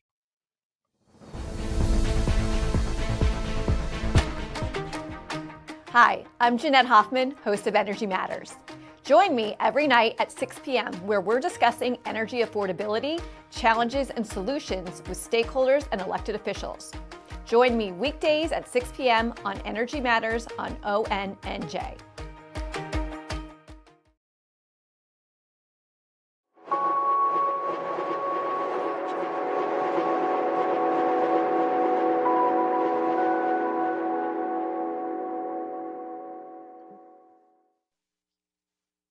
Very good morning to you. It is Monday, July 28th, 2025. We have 75 degrees at 8:31. Wow, you could feel the humidity kicking up now, the temperature too. I'm Ken Rosato. Welcome back to On New Jersey Mornings. Mostly sunny, hot, humid today, highs mid-90s, beginning of what could end up being a heat wave if we get 3 days in a row above 90. Meteorologist Mike Favetta with the detailed Garden State forecast. Good morning, Mike. Good morning, Ken. I think we will, especially this afternoon with our first day of 90-degree plus heat forecast. Later on today, it builds into the afternoon tomorrow and even throughout Wednesday. So with the storms that come in late Wednesday, most of them will happen, I think, late enough in the evening. It'll be after we hit that 90-degree heat, but with the cooler finish to the week, as soon as Thursday, some drier weather comes in. And with that, slightly cooler weather with some clouds and maybe some showers toward the end of the week. It all clears up by the weekend, though, so that's some good news. As far as today's temperatures are concerned, it's going to be a warm one down toward the beaches, 90 or better from Ocean City, Avalon, even toward Cape May. Still a little cool down toward the waterfront as compared to inland. It's odd when you say 90 degrees is cool, but all relatively speaking, given how all of the heat has been building throughout the weekend. Also poor air quality too, because of those Canadian wildfires and just a little bit of a northerly breeze preventing too much air movement. We're back at that unhealthy for sensitive groups level. So you will notice, I think, a little bit of poor air quality today and even going into tomorrow until we get that refreshing breeze off of the water that takes over by the end of the day tomorrow. The forecast heat index at 4 p.m. today, 97 in Newark, 95 in Trenton and Mount Holly. We're up at 100 tomorrow afternoon from Camden and Trenton, and even the upper 90s there in the northeastern corner of the state. Stays warm throughout the evening tomorrow, and then once we get into Thursday and Friday, that's where we see it cool down. So 3 days of potentially what will feel like triple-digit heat. It's certainly on the way. A warm afternoon, the record of 101. Probably won't touch it because air temperatures don't get that warm, but it'll be the humidity that you'll feel into the end of the day and sun setting after 8 p.m. Plenty of clear sky today. The haze, the humidity, the heat building. A little bit of a cooler scene toward Atlantic City with the 69-degree water temperature, thanks to a little bit of upwelling there, but much warmer in Sandy Hook. Almost 80-degree water temperature. And as we head into August, that's pretty common, especially with a beautiful beach day forecast overall. Great weather for some boating activities too, out on the bays. You have a nice, pleasant feel there. And with the rip current risk low today, the beach report's looking great all around and is kind of the place to be to stay cool today, tomorrow, and Wednesday. Notice we have a lot of clear sky around throughout this afternoon. The front staying to our north tomorrow, just helping to pump in more of that warm air. And then as we head toward Wednesday, you see this front drag down, some cloud cover and some showers, but doesn't really budge, kind of sticks around. Going into Thursday, it turns into a stationary front and keeps some showers around throughout the end of the week. That should clear by Saturday and Sunday, leading to a beautiful weekend with drier weather, less humidity, and we clear out the clouds and showers just in time for Saturday. So very hot to start this week as temperatures climb into the upper 90s, cooler by Thursday and Friday, and then drier come Saturday and Sunday, with highs only in the low 80s. The shore point's still warm as well, muggy too, down the shore, highs in the low 90s. Wet on Thursday and Friday, and then beautiful this upcoming weekend, low 80s and sunny at the beaches. Great weekend to enjoy out toward the shore or really anywhere across New Jersey, Ken.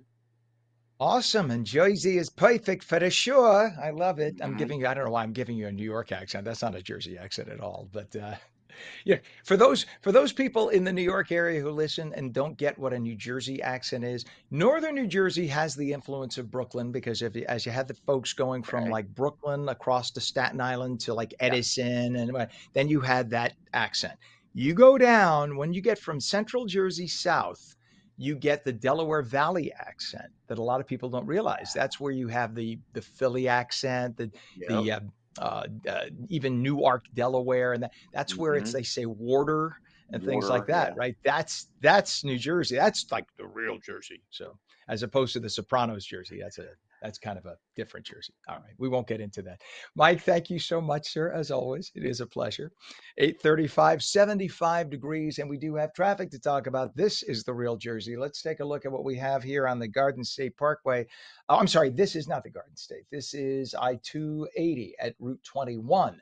As you come on, you can see that accident there just at the entry ramp. So that's backing people up to Route 21. And you can see folks in the right lane just bumper to bumper. It's a mess making your way through there. That's been about half an hour in the making. They're trying to do a little investigation before they move that car away. So just try to avoid that area if at all possible. We have other issues to talk about, including a crash on Route 9 now, northbound north of Poor Farm Road in Old Bridge with the left lane closed. We have a crash on Route 1 northbound north of Amboy Avenue in Edison. We were just talking about Edison a moment ago, the left lane closed. And we have a crash and overturned vehicle on the Garden State Parkway. This has been 2 hours that this has been causing problems at the Barnegat tolls in Barnegat with the 3 left toll lanes now closed. We also have a problem on the Turnpike Inner Roadway southbound north of Interchange 6, the Pennsylvania Turnpike interchange. That is in Mansfield with the right lane blocked. And an overturned tractor trailer now in the New Jersey Turnpike westbound exit ramp to Roosevelt Avenue, Interchange 12 and Carteret, all lanes blocked. Still have that overturned tractor trailer I-80 eastbound east of Alamucci rest area, just as you come across from Pennsylvania into New Jersey at exit 2. That's causing about a 4-mile delay into Pennsylvania. The approaches to the Hudson River right now, it's only 10 minutes at the Holland, 15 to 20 at the Lincoln. Upper lower at the GWB is a good ride, only 15 minutes to make your way across. 8:37 is our time now, and 2 new high-profile data breaches in the past few days add to what seems like never-ending stories of the data we think is safe online, but obviously is not. What are the latest data breaches and what can we do to best protect ourselves? To weigh in on it this morning is brand and digital strategist Fisher, who can be found on X, Threads, and Instagram with username @Fisher and through his website, fisher.media. Good morning, Fisher. I'm so glad that you didn't choose as your username Daisy. What? Yeah, your In name which is of these Fisher, and you apps? use at Fisher. Yeah. Why, you Yeah. didn't choose a name like Oh, a on cockroach. social media. Yeah, I thought the Yes. women's dating app T, which is one of the breaches, you were concerned that I might have used Daisy, but I did not. Thanks for the toss. The women's dating app T, which is designed for anonymous reviews of dates with men, suffered a significant data breach, exposing approximately 72,000 user images. We'll get to why that's important in a second. 59,000 of those images were from posts, comments, and direct messages. Seems innocuous. The breach did include 13,000 selfies and photo identifications submitted for account verification.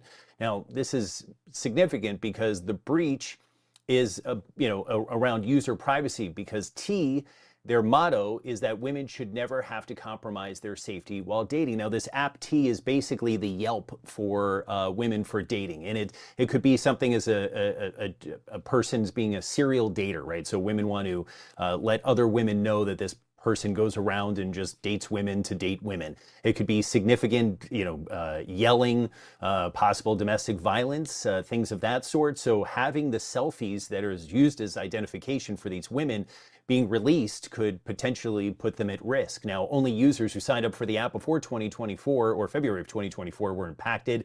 No email addresses or phone numbers were compromised in the breach.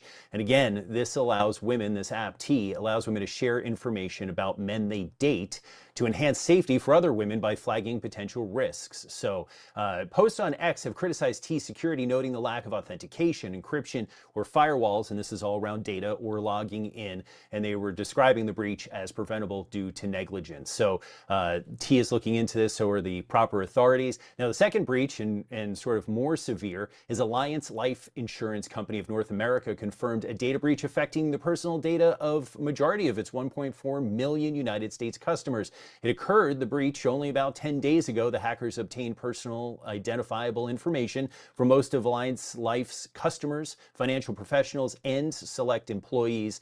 And it happened on a third-party platform. Alliance Life says their own network and systems were not accessed, but third-party platforms can be Amazon Web Services, Google, things of that sort. I'm not saying that those are responsible, but technically, when you're saying it wasn't our system, it was a third party, that could be any system that you use to manage data. So Alliance Life took immediate action to contain and mitigate the breach, and of course notified the FBI for further investigation. Now, Ken, you may ask me the following question: what can we do to sort of avoid this? What can we do to sort of avoid this? Perfect. Okay, I'll do Glad it you again. asked. What can we do to sort of avoid this? And by the way, Yeah. I will never be accused of being one of those daters on T. I'm just saying. It's a whole other story. I'll leave that there. But yes, no, very short story, but still. First thing that we can do is limit the apps that we utilize, right? So we have a lot of apps on our phones. Do we need all of them? Obviously, it's a personal preference, but if you don't, the first thing you can do is go into those apps, go into your account settings, and delete your data or delete the account, or send an email. You can look for the privacy documentation on the website of the app or in the app itself, and you might have to email and ask for your data to be deleted and your account to be turned off, especially the access to the internet. Limit the data that you utilize, meaning don't put your address or phone number in an app if you don't have to. If it's not an app for legal purposes, don't use your real birthday. Be off by a month, a day, a year, whatever the case is. Utilize Apple's Hide My Email or the upcoming shielded email for Google. Don't keep credit card information. This is important. Don't keep credit card information or bank information in apps or websites if you don't have to. Pay with Apple or Google Pay, or use Bill Pay, which is offered by banks. So if you're paying your electric bill, don't leave your credit card information or your ACH information in the electric company's systems. Just pay them through your bank. Don't reuse passwords. Use two-factor authentication, passkeys, or any other advanced security options. And finally, freeze your credit with Experian, TransUnion, and Equifax. That is different from locking your credit, which the credit bureaus charge for. Freezing your credit is free. and you can unfreeze it at any time. It is a little pain in the butt when you're applying for a credit card, buying a car, buying a house. You have to unfreeze your credit, but it's a lot better than having your information not only stolen. Your information can still get stolen when you freeze your credit, but at least it can't be used to create new credit. So, and then of course, any of these breaches, whether it's Alliance Life or anything else, usually offers a credit monitoring service. So take advantage of that, and also you can get your credit report and your credit score from each of the bureaus once a year. So stagger that throughout the year. Do Equifax first quarter, Experian, TransUnion, and then you can get basically a credit report every quarter. So just monitor and keep an eye on everything. I'm just showing everybody here, if we can let Pam bring it up here. This is my Authenticator app. That's a zoom in on it. But yeah, since you told us this months ago, I switched everything and put a two tier authentication, whether on everything. So whether it be a fingerprint or the Authenticator app, it's not that hard, and you get used to it after a few times. And you just hit your fingerprint, whatever, hit the Authenticator app, and just the idea for the peace of mind, knowing that can just prevent the nightmare that could occur if somebody had a data breach. It just makes so much sense. And there is never a reason why you should ever, if they ask you, should we store your credit card? No, there's absolutely not. No reason ever. And then of course, there are a lot of, you could do the virtual credit card thing too now with a lot of cards where they don't use your and that's what actual Google number. Pay It's one-time use. or Apple Pay utilize. If you're using it on your computer or on your device, they send a token rather than your actual credit card number. So that's important too. And again, like not using the same email across everything, and especially not the same password, because if your email gets stolen, it's out there, and then the hackers just have to guess your bank. And what are we doing? You're right. I'm blocking my face because that's something I'm very guilty of. I'm very guilty of. Yeah. Well, password 1234 is also something we need to continue to discuss. No, it's 1, 2, 3, 4, 5, 6, 7, 8. I thought that would be. It's 8 digits. I thought that would be safer. I'm sorry. I'll You're work right. on that. Say it again for the people in the back. No, it's just between us. Never mind. All right, Brandon, digital strategist Fisher, found on X, Threads, and Instagram with username @Fisher, and through his website, fisher.media, and not one of the faces you will see on the website. T, thank you for coming on this morning, sir. Take care, Ken. I'll see you next week. 8:45 right now, mostly sunny, hot, humid today, highs in the mid-90s. Meteorologist Mike Favetta returns with a full Garden State forecast. And we have a whole new show that is debuting right here at On New Jersey. We're going to introduce you to a special friend of On New Jersey when we come back. Don't go away.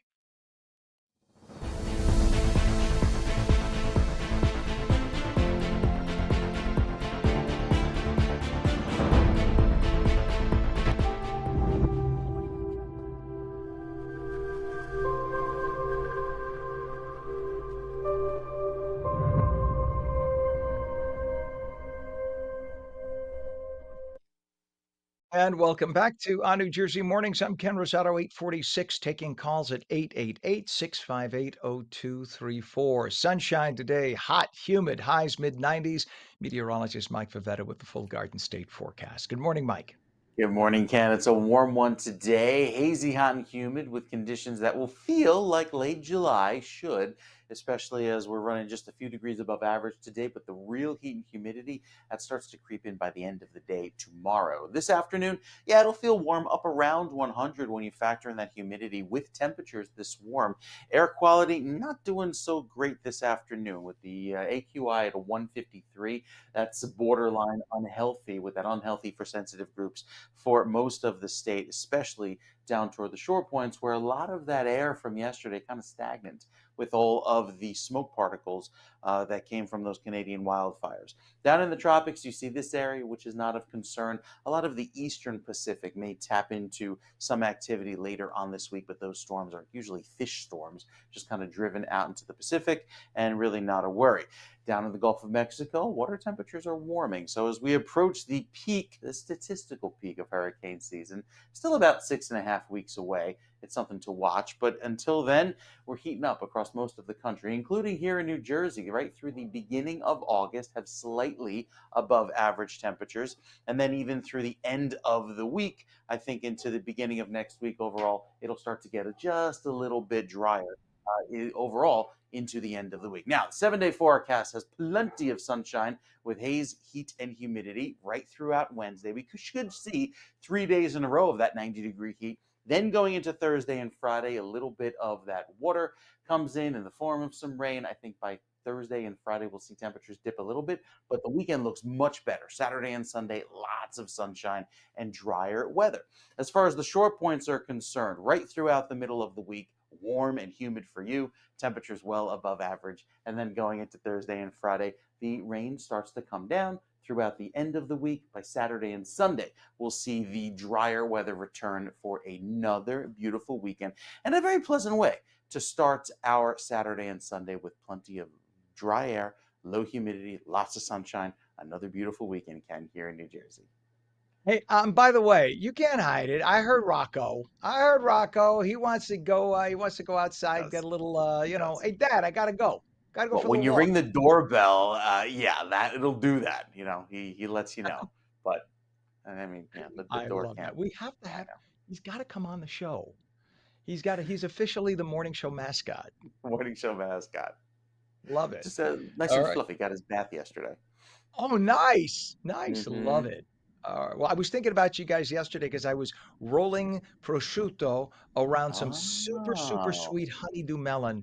And I thought to myself, Michele Favetta would Mm, appreciate this from his days in that's Italy. it. I said, That's it. I I'm got to just share some of the pesto that I made with you. Have extra from yesterday.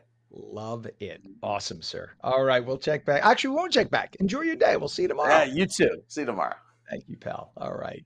8:49 right now. Just one or two quick traffic mentions because we have our guest waiting. So just want to show one more time I-280 at 21.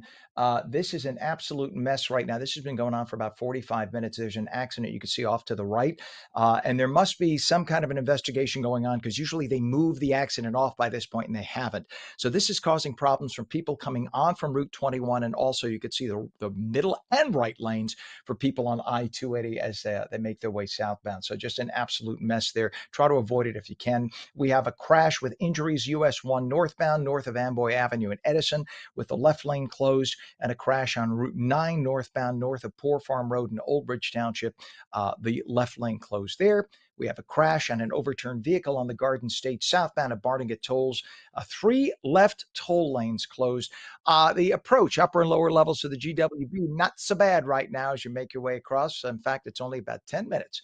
If you want to go into Manhattan, that's the way to do it. It's 15 to 20 at the Lincoln, and it's only 10 at the Holland. 8:50 is our time, and we are joined this morning by a friend of the network. I love to call it a network. It's a channel, but whatever.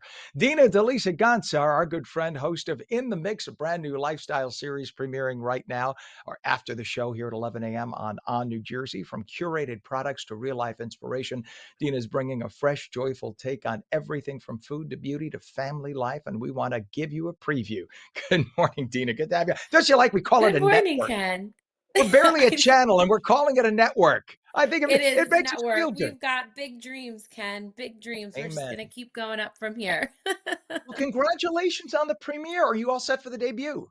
Thank you. Yeah, we're really excited here. I can't wait to tune in at 11 o'clock. I'm going to make sure that all of my friends on my little platforms know how to work everything, know where to go. But yeah, we're really excited. It's a new venture for us here at On New Jersey, and I think it's going to be really fun.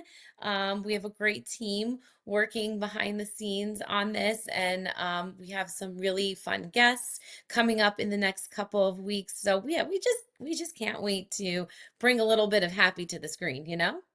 That's a good thing, and it's perfect. Midday is the absolute perfect time to do this show from 11, 11 o'clock, 12 o'clock, 1 o'clock. That whole time Yes. is exactly the time you don't want to think news anymore. You want to kind of feel lifestyle-y and have a Yes. good time. So tell us about the topics you're going to be covering and kind of the vibe of the show.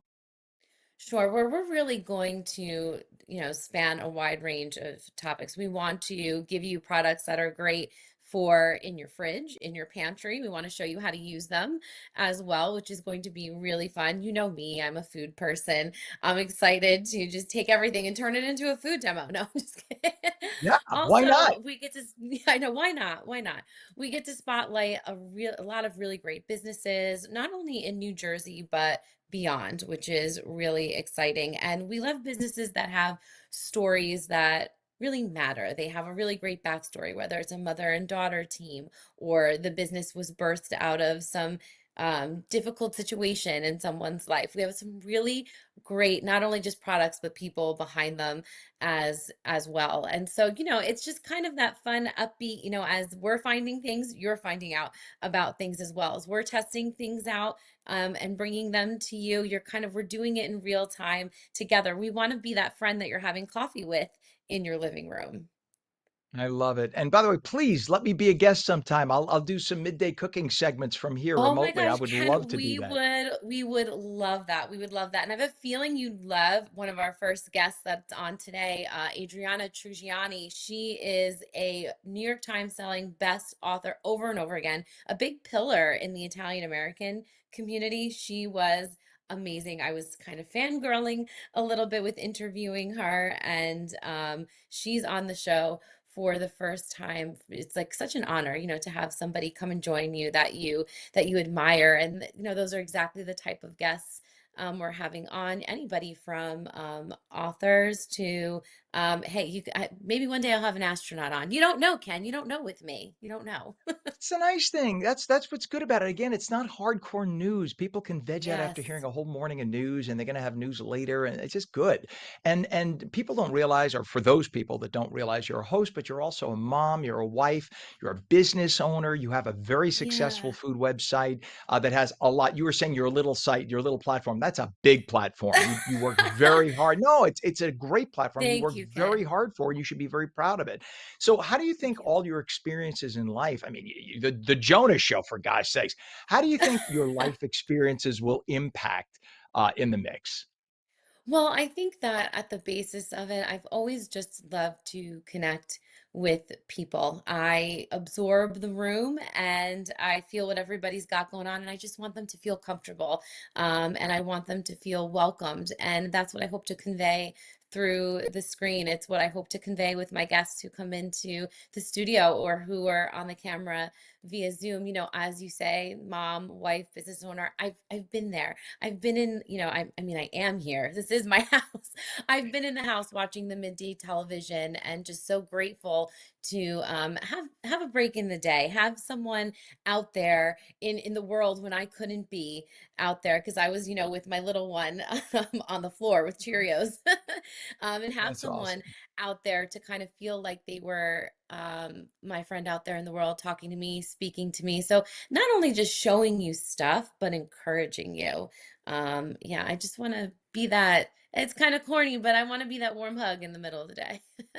And I think That's not corny at all. That's not yeah, I corny mean, at all. look, I think that's big perfect. Italian American family. We just want to know, are you eating? Are you okay? And that's the experience I'm bringing to the show for sure. I have to ask, are you're going to have your family members on the show at all? I think they're gonna pop up. I can't keep them away too long. I That's can't keep them awesome. away. And nor should you. Nor should you. Bring them on. That's No. fun. Are you going to be doing it at home?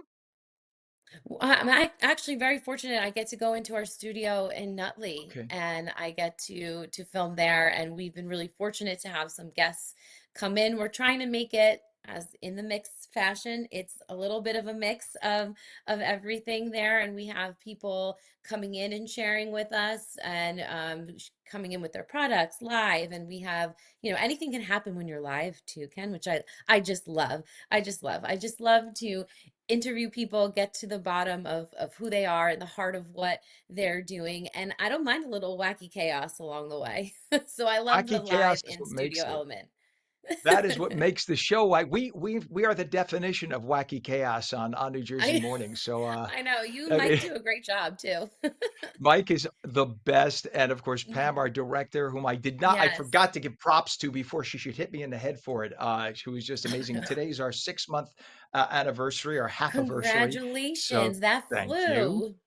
Thank you. It did Amazing. fly. It did fly. And you were a host. Thank you very much, Pam. Happy anniversary to you. And you were a host in this slot before, so you know Yeah, what it's back in the like doing this day. hour. So absolutely. I used to watch you and I can't wait to Oh, watch you today. I'm very excited. Whether thank you, you ever Ken. want me to come on and do a cooking segment either from You here or know I'll it. come into the studio. Nutley's not that far from me. I'd be more than happy to come in. I'll You're already bring on the bring schedule. some You're food. done. You're in. Perfect. I'm excited. I'm absolutely thrilled for you. So it's gonna be Monday is it 5 days a week? No, right now we are one day a week. We're definitely growing very fast, so I think that's going to change. But right now, we're gonna tune in on Mondays at 11 a.m. Start your week off with a big smile. I love in the back of your mind, you're like, "Rosato, what are you doing to me? It's just one day. I can only handle Like one day how many right days now. a week we're Shut up, working? Rosato. Rosato, are you I love freaking it. nuts?"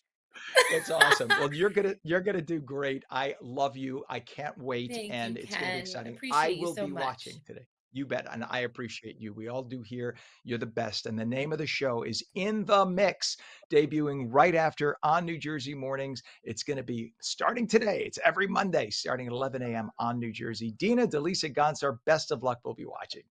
Thank you. Mwah, back at you. Meteorologist Mike Favetta says sunny, hot, humid, highs mid 90s, and that is on New Jersey Mornings for your Monday, July 28th, 2025. Catch you again tomorrow morning at 7 a.m. And don't forget to tune in to In the Mix at 11.